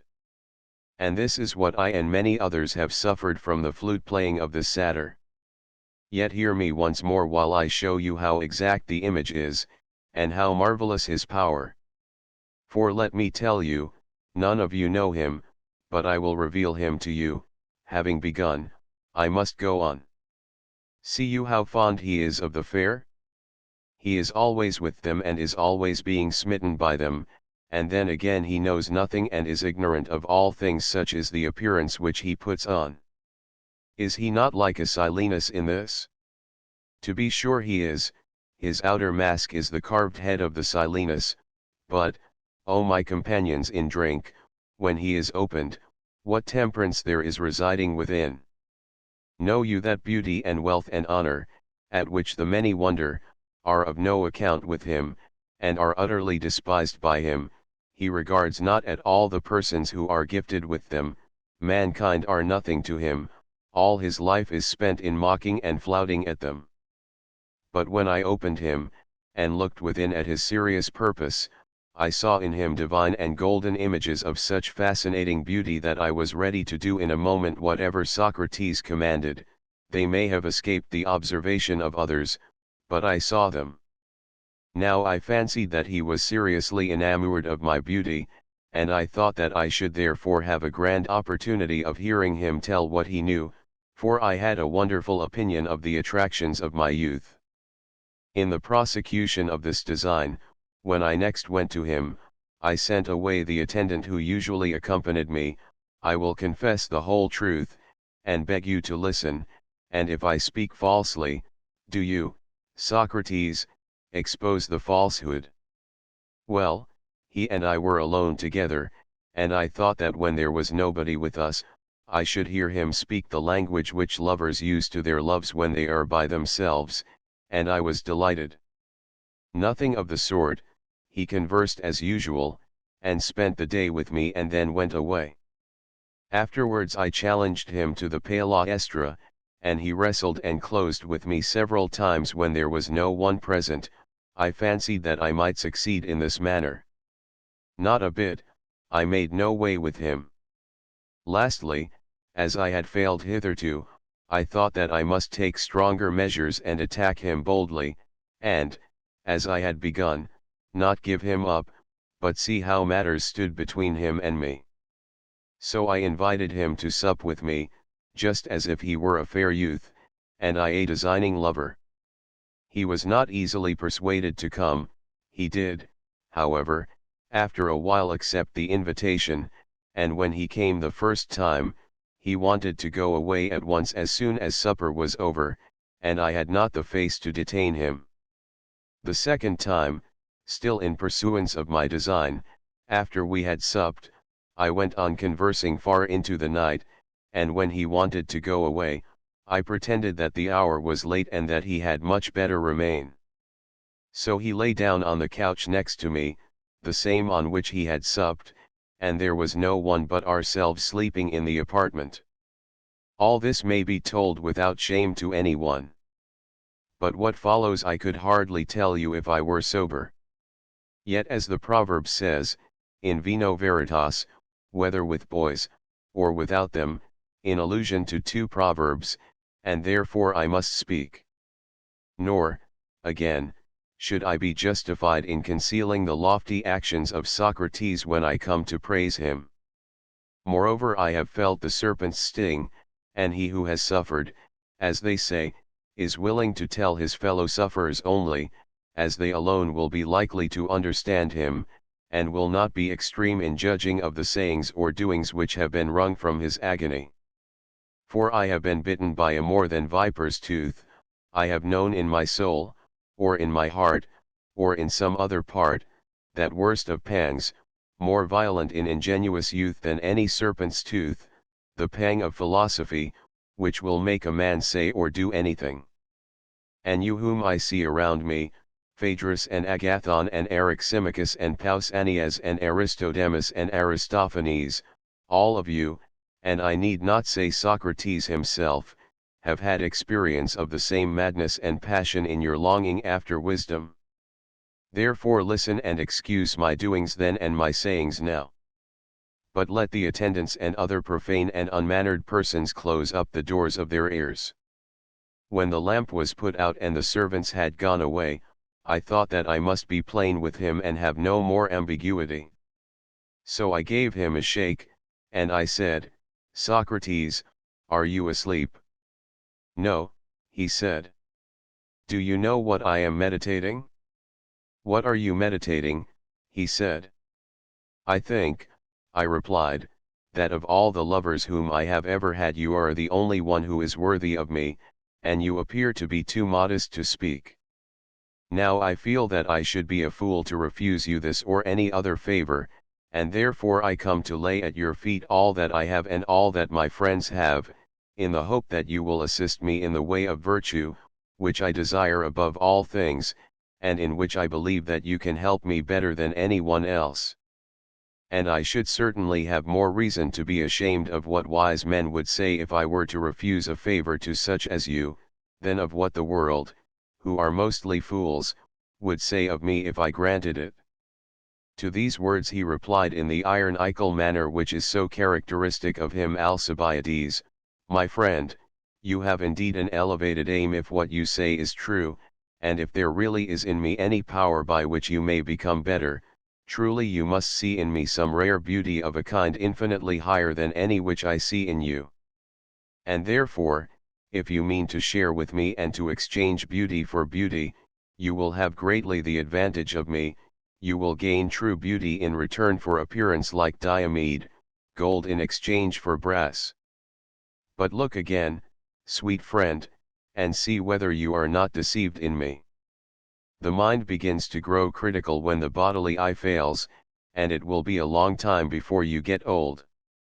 Hearing this, I said, I have told you my purpose, which is quite serious, and do you consider what you think best for you and me.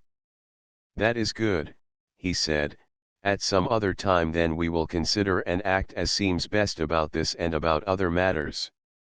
Whereupon, I fancied that he was smitten, and that the words which I had uttered like arrows had wounded him, and so without waiting to hear more I got up, and throwing my coat about him crept under his threadbare cloak, as the time of year was winter, and there I lay during the whole night having this wonderful monster in my arms. This again, Socrates, will not be denied by you. And yet, notwithstanding all, he was so superior to my solicitations, so contemptuous and derisive and disdainful of my beauty, which really, as I fancied, had some attractions here, O judges, for judges you shall be of the haughty virtue of Socrates. Nothing more happened, but in the morning when I awoke, let all the gods and goddesses be my witnesses, I arose as from the couch of a father or an elder brother. What do you suppose must have been my feelings, after this rejection, at the thought of my own dishonor? And yet I could not help wondering at his natural temperance and self-restraint and manliness. I never imagined that I could have met with a man such as he is in wisdom and endurance. And therefore I could not be angry with him or renounce his company, any more than I could hope to win him. For I well knew that if Ajax could not be wounded by steel, much less he by money, and my only chance of captivating him by my personal attractions had failed. So I was at my wit's end. No one was ever more hopelessly enslaved by another. All this happened before he and I went on the expedition to Potidaea. There we messed together, and I had the opportunity of observing his extraordinary power of sustaining fatigue. His endurance was simply marvelous when, being cut off from our supplies, we were compelled to go without food on such occasions, which often happen in time of war. He was superior not only to me but to everybody. There was no one to be compared to him. Yet at a festival he was the only person who had any real powers of enjoyment. Though not willing to drink, he could if compelled beat us all at that wonderful to relate. No human being had ever seen Socrates drunk, and his powers, if I am not mistaken, will be tested before long. His fortitude in enduring cold was also surprising. There was a severe frost, for the winter in that region is really tremendous, and everybody else either remained indoors, or if they went out had on an amazing quantity of clothes, and were well shod, and had their feet swathed in felt and fleeces. In the midst of this, Socrates with his bare feet on the ice and in his ordinary dress marched better than the other soldiers who had shoes, and they looked daggers at him because he seemed to despise them. I have told you one tale, and now I must tell you another, which is worth hearing, of the doings and sufferings of the enduring man while he was on the expedition. One morning he was thinking about something which he could not resolve. He would not give it up, but continued thinking from early dawn until noon. There he stood fixed in thought, and at noon attention was drawn to him, and the rumor ran through the wondering crowd that Socrates had been standing and thinking about something ever since the break of day. At last, in the evening after supper, some Ionians, out of curiosity, I should explain that this was not in winter but in summer, brought out their mats and slept in the open air that they might watch him and see whether he would stand all night. There he stood until the following morning, and with the return of light he offered up a prayer to the sun, and went his way. Compare Supra.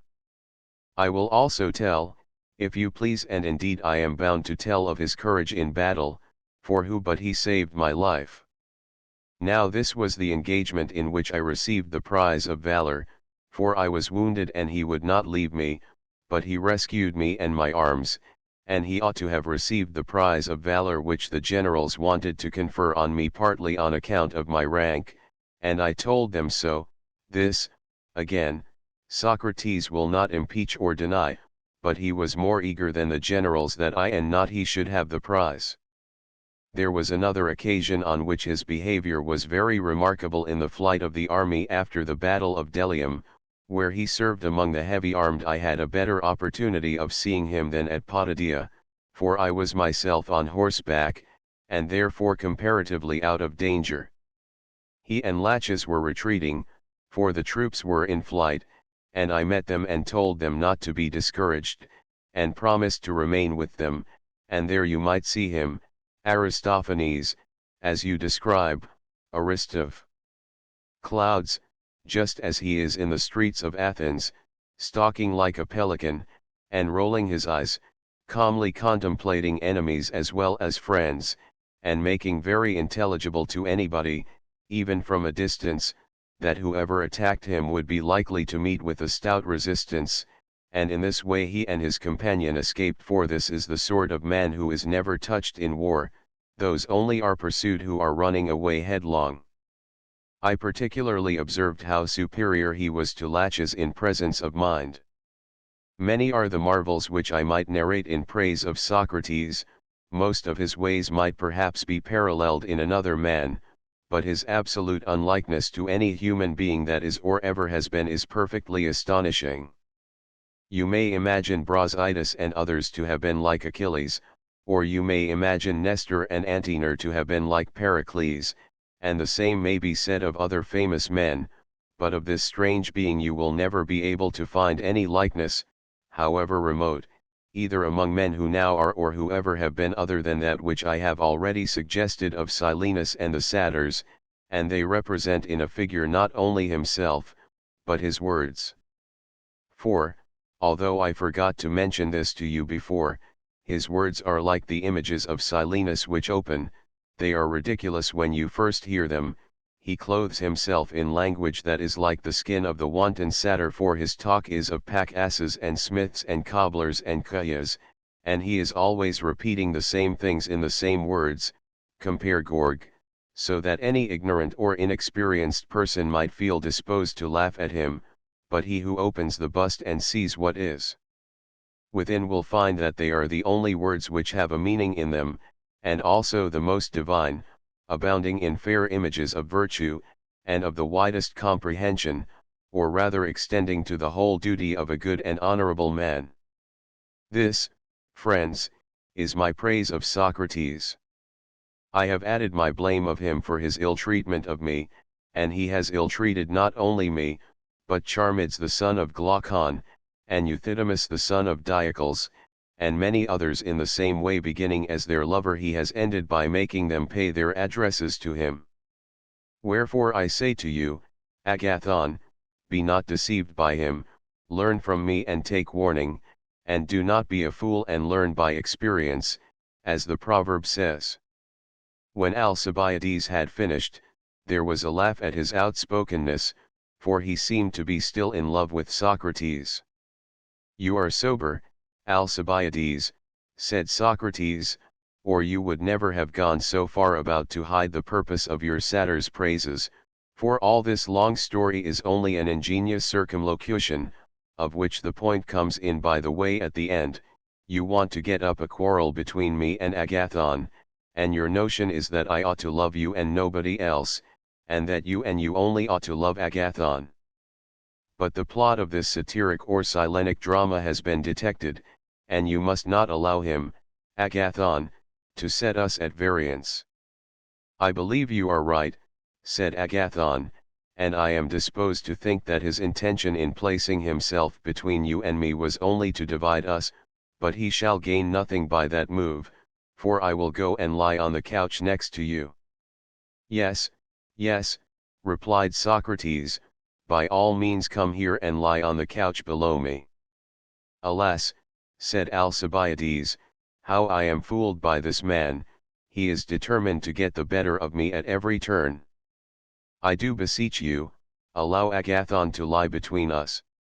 Certainly not, said Socrates, as you praised me, and I in turn ought to praise my neighbor on the right, he will be out of order in praising me again when he ought rather to be praised by me, and I must entreat you to consent to this, and not be jealous, for I have a great desire to praise the youth. Hurrah! Cried Agathon, I will rise instantly, that I may be praised by Socrates. The usual way, said Alcibiades, where Socrates is, no one else has any chance with the fair, and now how readily has he invented a specious reason for attracting Agathon to himself. Agathon arose in order that he might take his place on the couch by Socrates, when suddenly a band of revellers entered, and spoiled the order of the banquet. Some one who was going out having left the door open, they had found their way in, and made themselves at home, great confusion ensued, and every one was compelled to drink large quantities of wine. Aristodemus said that Eryximachus, Phaedrus, and others went away, he himself fell asleep, and as the nights were long took a good rest, he was awakened towards daybreak by a crowing of cocks, and when he awoke, the others were either asleep, or had gone away, there remained only Socrates, Aristophanes, and Agathon, who were drinking out of a large goblet which they passed round, and Socrates was discoursing to them. Aristodemus was only half awake, and he did not hear the beginning of the discourse. The chief thing which he remembered was Socrates compelling the other two to acknowledge that the genius of comedy was the same with that of tragedy, and that the true artist in tragedy was an artist in comedy also. To this they were constrained to assent, being drowsy, and not quite following the argument. And first of all Aristophanes dropped off, then, when the day was already dawning, Agathon. Socrates, having laid them to sleep, rose to depart, Aristodemus, as his manner was, following him. At the Lyceum he took a bath, and passed the day as usual. In the evening he retired to rest at his own home. End of the Project Gutenberg ebook Symposium. Updated editions will replace the previous one. The old editions will be renamed. Creating the works from print editions not protected by U.S. copyright law means that no one owns a United States copyright in these works, so the Foundation, and you, can copy and distribute it in the United States without permission and without paying copyright royalties. Special rules, set forth in the General Terms of Use part of this license, apply to copying and distributing Project Gutenberg trademark electronic works to protect the Project Gutenberg trademark concept and trademark. Project Gutenberg is a registered trademark, and may not be used if you charge for an ebook, except by following the terms of the trademark license, including paying royalties for use of the Project Gutenberg trademark. If you do not charge anything for copies of this ebook, complying with the trademark license is very easy. You may use this ebook for nearly any purpose, such as creation of derivative works, reports, performances, and research. Project Gutenberg ebooks may be modified and printed and given away. You may do practically anything in the United States with ebooks not protected by U.S. copyright law. Redistribution is subject to the trademark license, especially commercial redistribution. Start, full license. The full Project Gutenberg license. Please read this before you distribute or use this work to protect the Project Gutenberg trademark mission of promoting the free distribution of electronic works, by using or distributing this work, or any other work associated in any way with the phrase Project Gutenberg. you agree to comply with all the terms of the full Project Gutenberg trademark license available with this file or online at www.gutenberg.org/license. Section 1. General Terms of Use and Redistributing Project Gutenberg Trademark Electronic Works 1.a. By reading or using any part of this Project Gutenberg Trademark Electronic Work, you indicate that you have read, understand, agree to and accept all the terms of this license and intellectual property, trademark/copyright, agreement.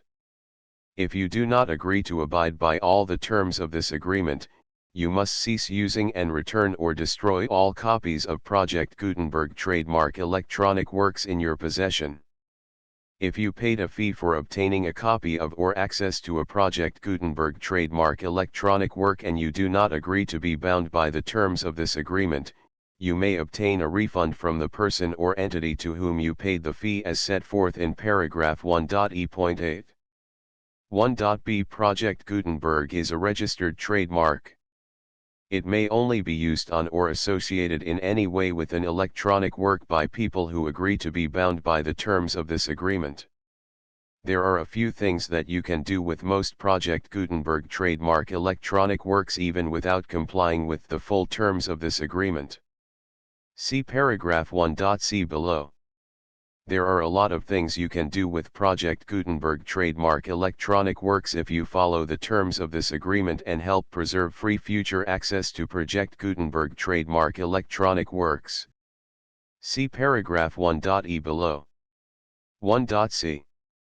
The Project Gutenberg Literary Archive Foundation, the foundation or PGLOF, owns a compilation copyright in the collection of Project Gutenberg trademark electronic works. Nearly all the individual works in the collection are in the public domain in the United States. If an individual work is unprotected by copyright law in the United States and you are located in the United States, we do not claim a right to prevent you from copying, distributing, performing, displaying, or creating derivative works based on the work as long as all references to Project Gutenberg are removed. Of course, we hope that you will support the Project Gutenberg trademark mission of promoting free access to electronic works by freely sharing Project Gutenberg trademark works in compliance with the terms of this agreement for keeping the Project Gutenberg trademark name associated with the work. You can easily comply with the terms of this agreement by keeping this work in the same format with its attached full Project Gutenberg trademark license when you share it without charge with others. 1.d. The copyright laws of the place where you are located also govern what you can do with this work. Copyright laws in most countries are in a constant state of change. If you are outside the United States, check the laws of your country in addition to the terms of this agreement before downloading, copying, displaying, performing, distributing or creating derivative works based on this work or any other Project Gutenberg trademark work.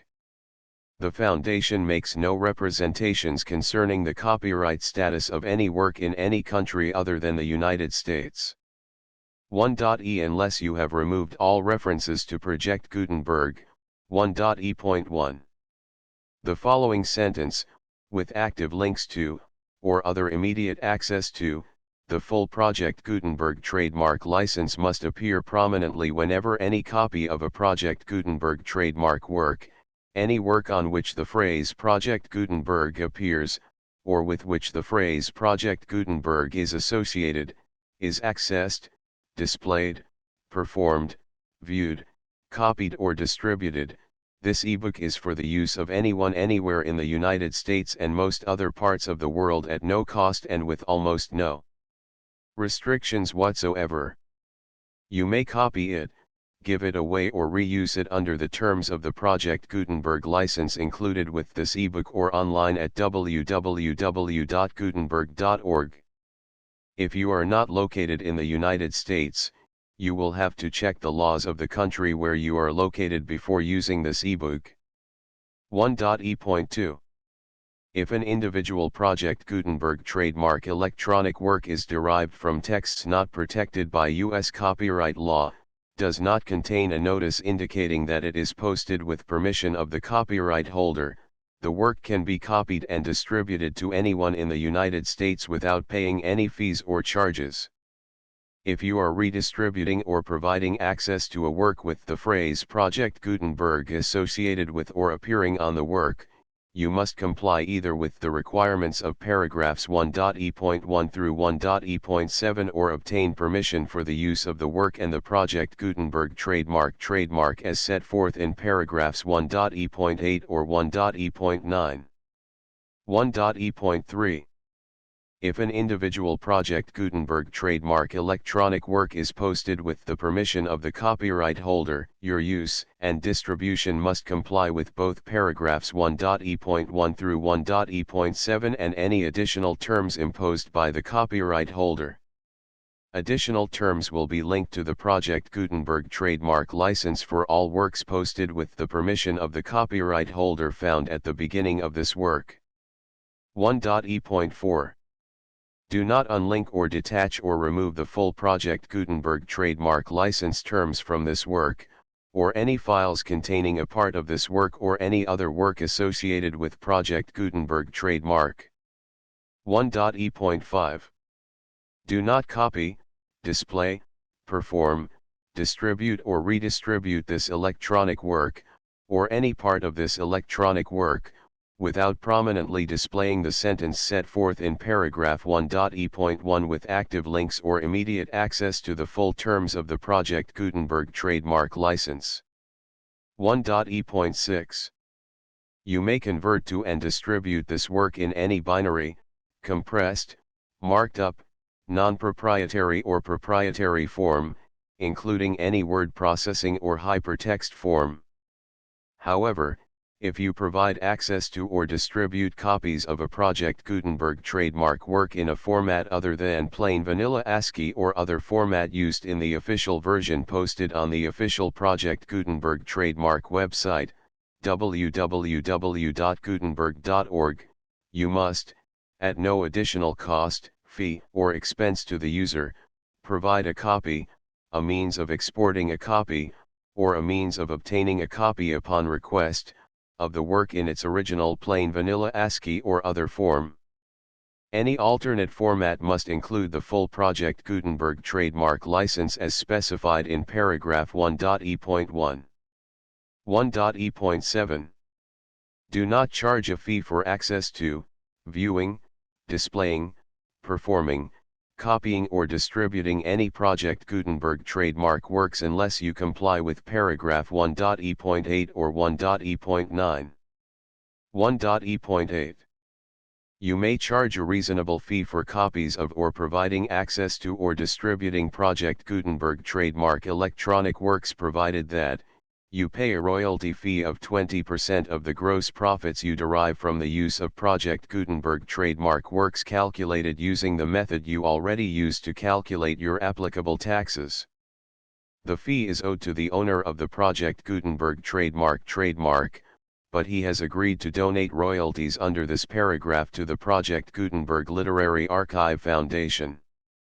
Royalty payments must be paid within 60 days following each date on which you prepare, or are legally required to prepare, your periodic tax returns. Royalty payments should be clearly marked as such and sent to the Project Gutenberg Literary Archive Foundation at the address specified in Section 4, Information about donations to the Project Gutenberg Literary Archive Foundation. You provide a full refund of any money paid by a user who notifies you in writing, or by email, within 30 days of receipt that he does not agree to the terms of the full Project Gutenberg trademark license. You must require such a user to return or destroy all copies of the works possessed in a physical medium and discontinue all use of and all access to other copies of Project Gutenberg trademark works. You provide, in accordance with paragraph 1.f.3, a full refund of any money paid for a work or a replacement copy, if a defect in the electronic work is discovered and reported to you within 90 days of receipt of the work. You comply with all other terms of this agreement for free distribution of Project Gutenberg trademark works. 1.e.9. If you wish to charge a fee or distribute a Project Gutenberg trademark electronic work or group of works on different terms than are set forth in this agreement, you must obtain permission in writing from the Project Gutenberg Literary Archive Foundation, the manager of the Project Gutenberg trademark. Contact the Foundation as set forth in Section 3 below. 1.f1.f.1. Project Gutenberg volunteers and employees expend considerable effort to identify, do copyright research on, transcribe and proofread works not protected by U.S. copyright law in creating the Project Gutenberg trademark collection.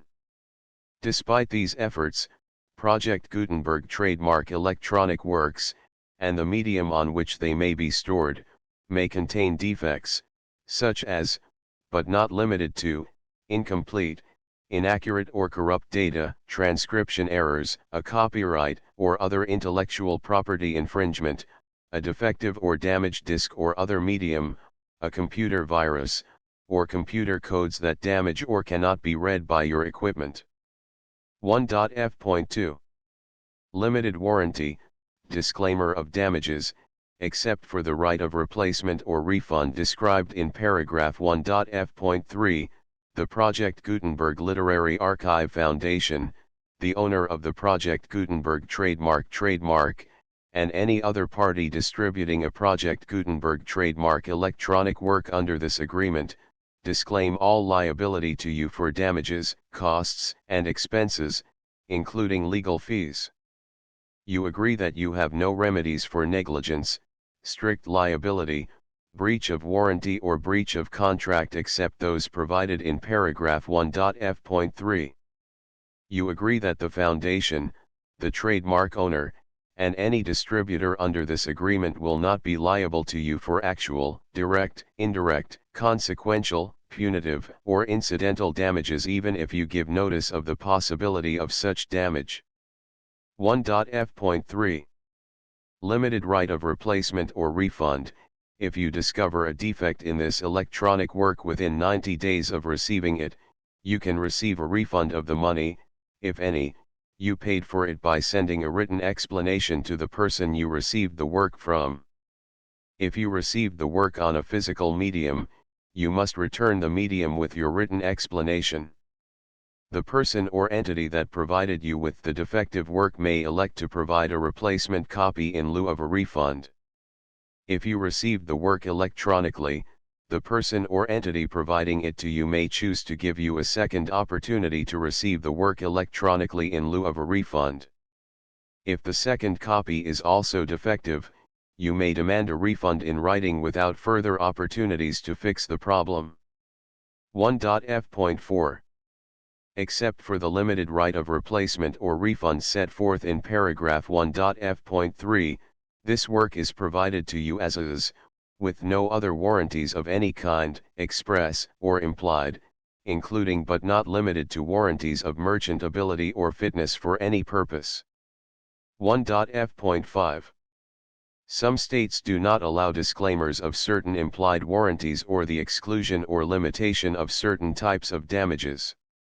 If any disclaimer or limitation set forth in this agreement violates the law of the state applicable to this agreement, the agreement shall be interpreted to make the maximum disclaimer or limitation permitted by the applicable state law.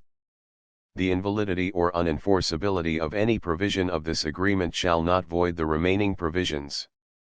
1.f.6. Indemnity.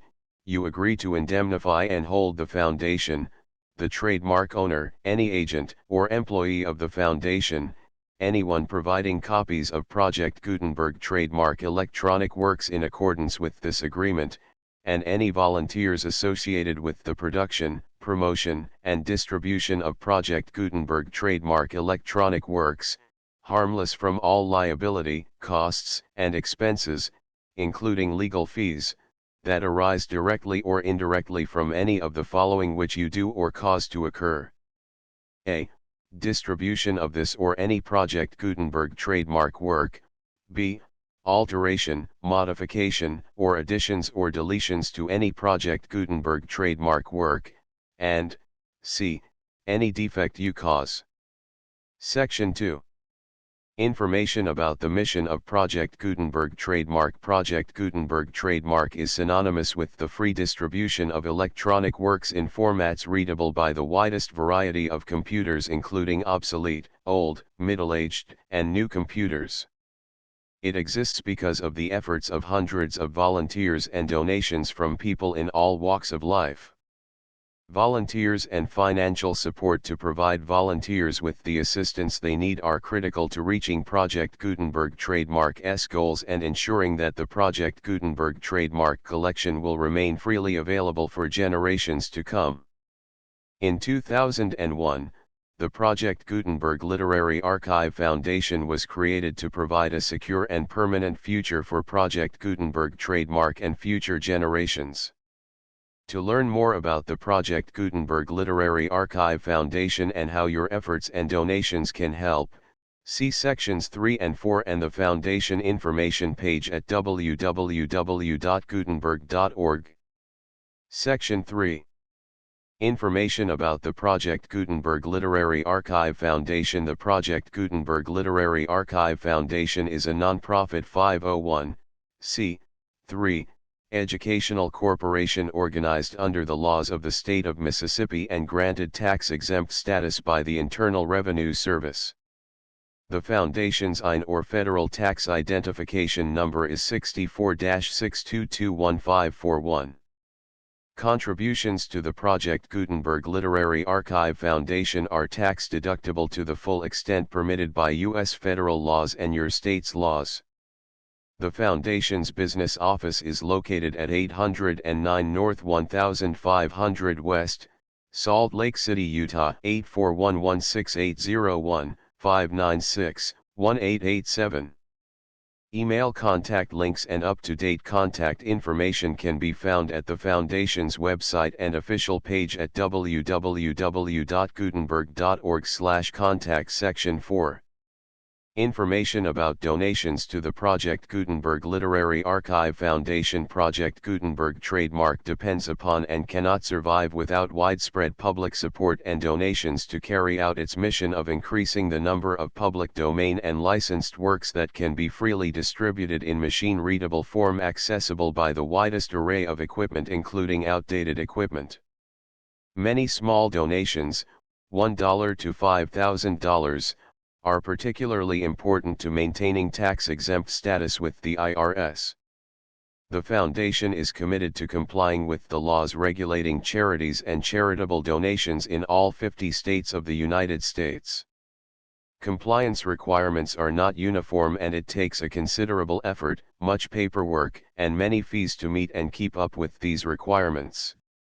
We do not solicit donations in locations where we have not received written confirmation of compliance. To send donations or determine the status of compliance for any particular state, visit www.gutenberg.org/donate. While we cannot and do not solicit contributions from states where we have not met the solicitation requirements, we know of no prohibition against accepting unsolicited donations from donors in such states who approach us with offers to donate. International donations are gratefully accepted, but we cannot make any statements concerning tax treatment of donations received from outside the United States. U.S. laws alone swamp our small staff. Please check the Project Gutenberg web pages for current donation methods and addresses. Donations are accepted in a number of other ways, including checks, online payments, and credit card donations. To donate, please visit www.gutenberg.org/donate. Section 5. General information about Project Gutenberg trademark electronic works. Professor Michael S. Hart was the originator of the Project Gutenberg trademark concept of a library of electronic works that could be freely shared with anyone. For 40 years, he produced and distributed Project Gutenberg trademark ebooks with only a loose network of volunteer support. Project Gutenberg trademark ebooks are often created from several printed editions, all of which are confirmed as not protected by copyright in the U.S. unless a copyright notice is included. Thus, we do not necessarily keep ebooks in compliance with any particular paper edition. Most people start at our website, which has the main PG search facility, www.gutenberg.org. This website includes information about Project Gutenberg trademark, including how to make donations to the Project Gutenberg Literary Archive Foundation, how to help produce our new ebooks, and how to subscribe to our email newsletter to hear about new ebooks. Symposium translated by Benjamin Jowett. Contents: Introduction. Symposium, the full Project Gutenberg license.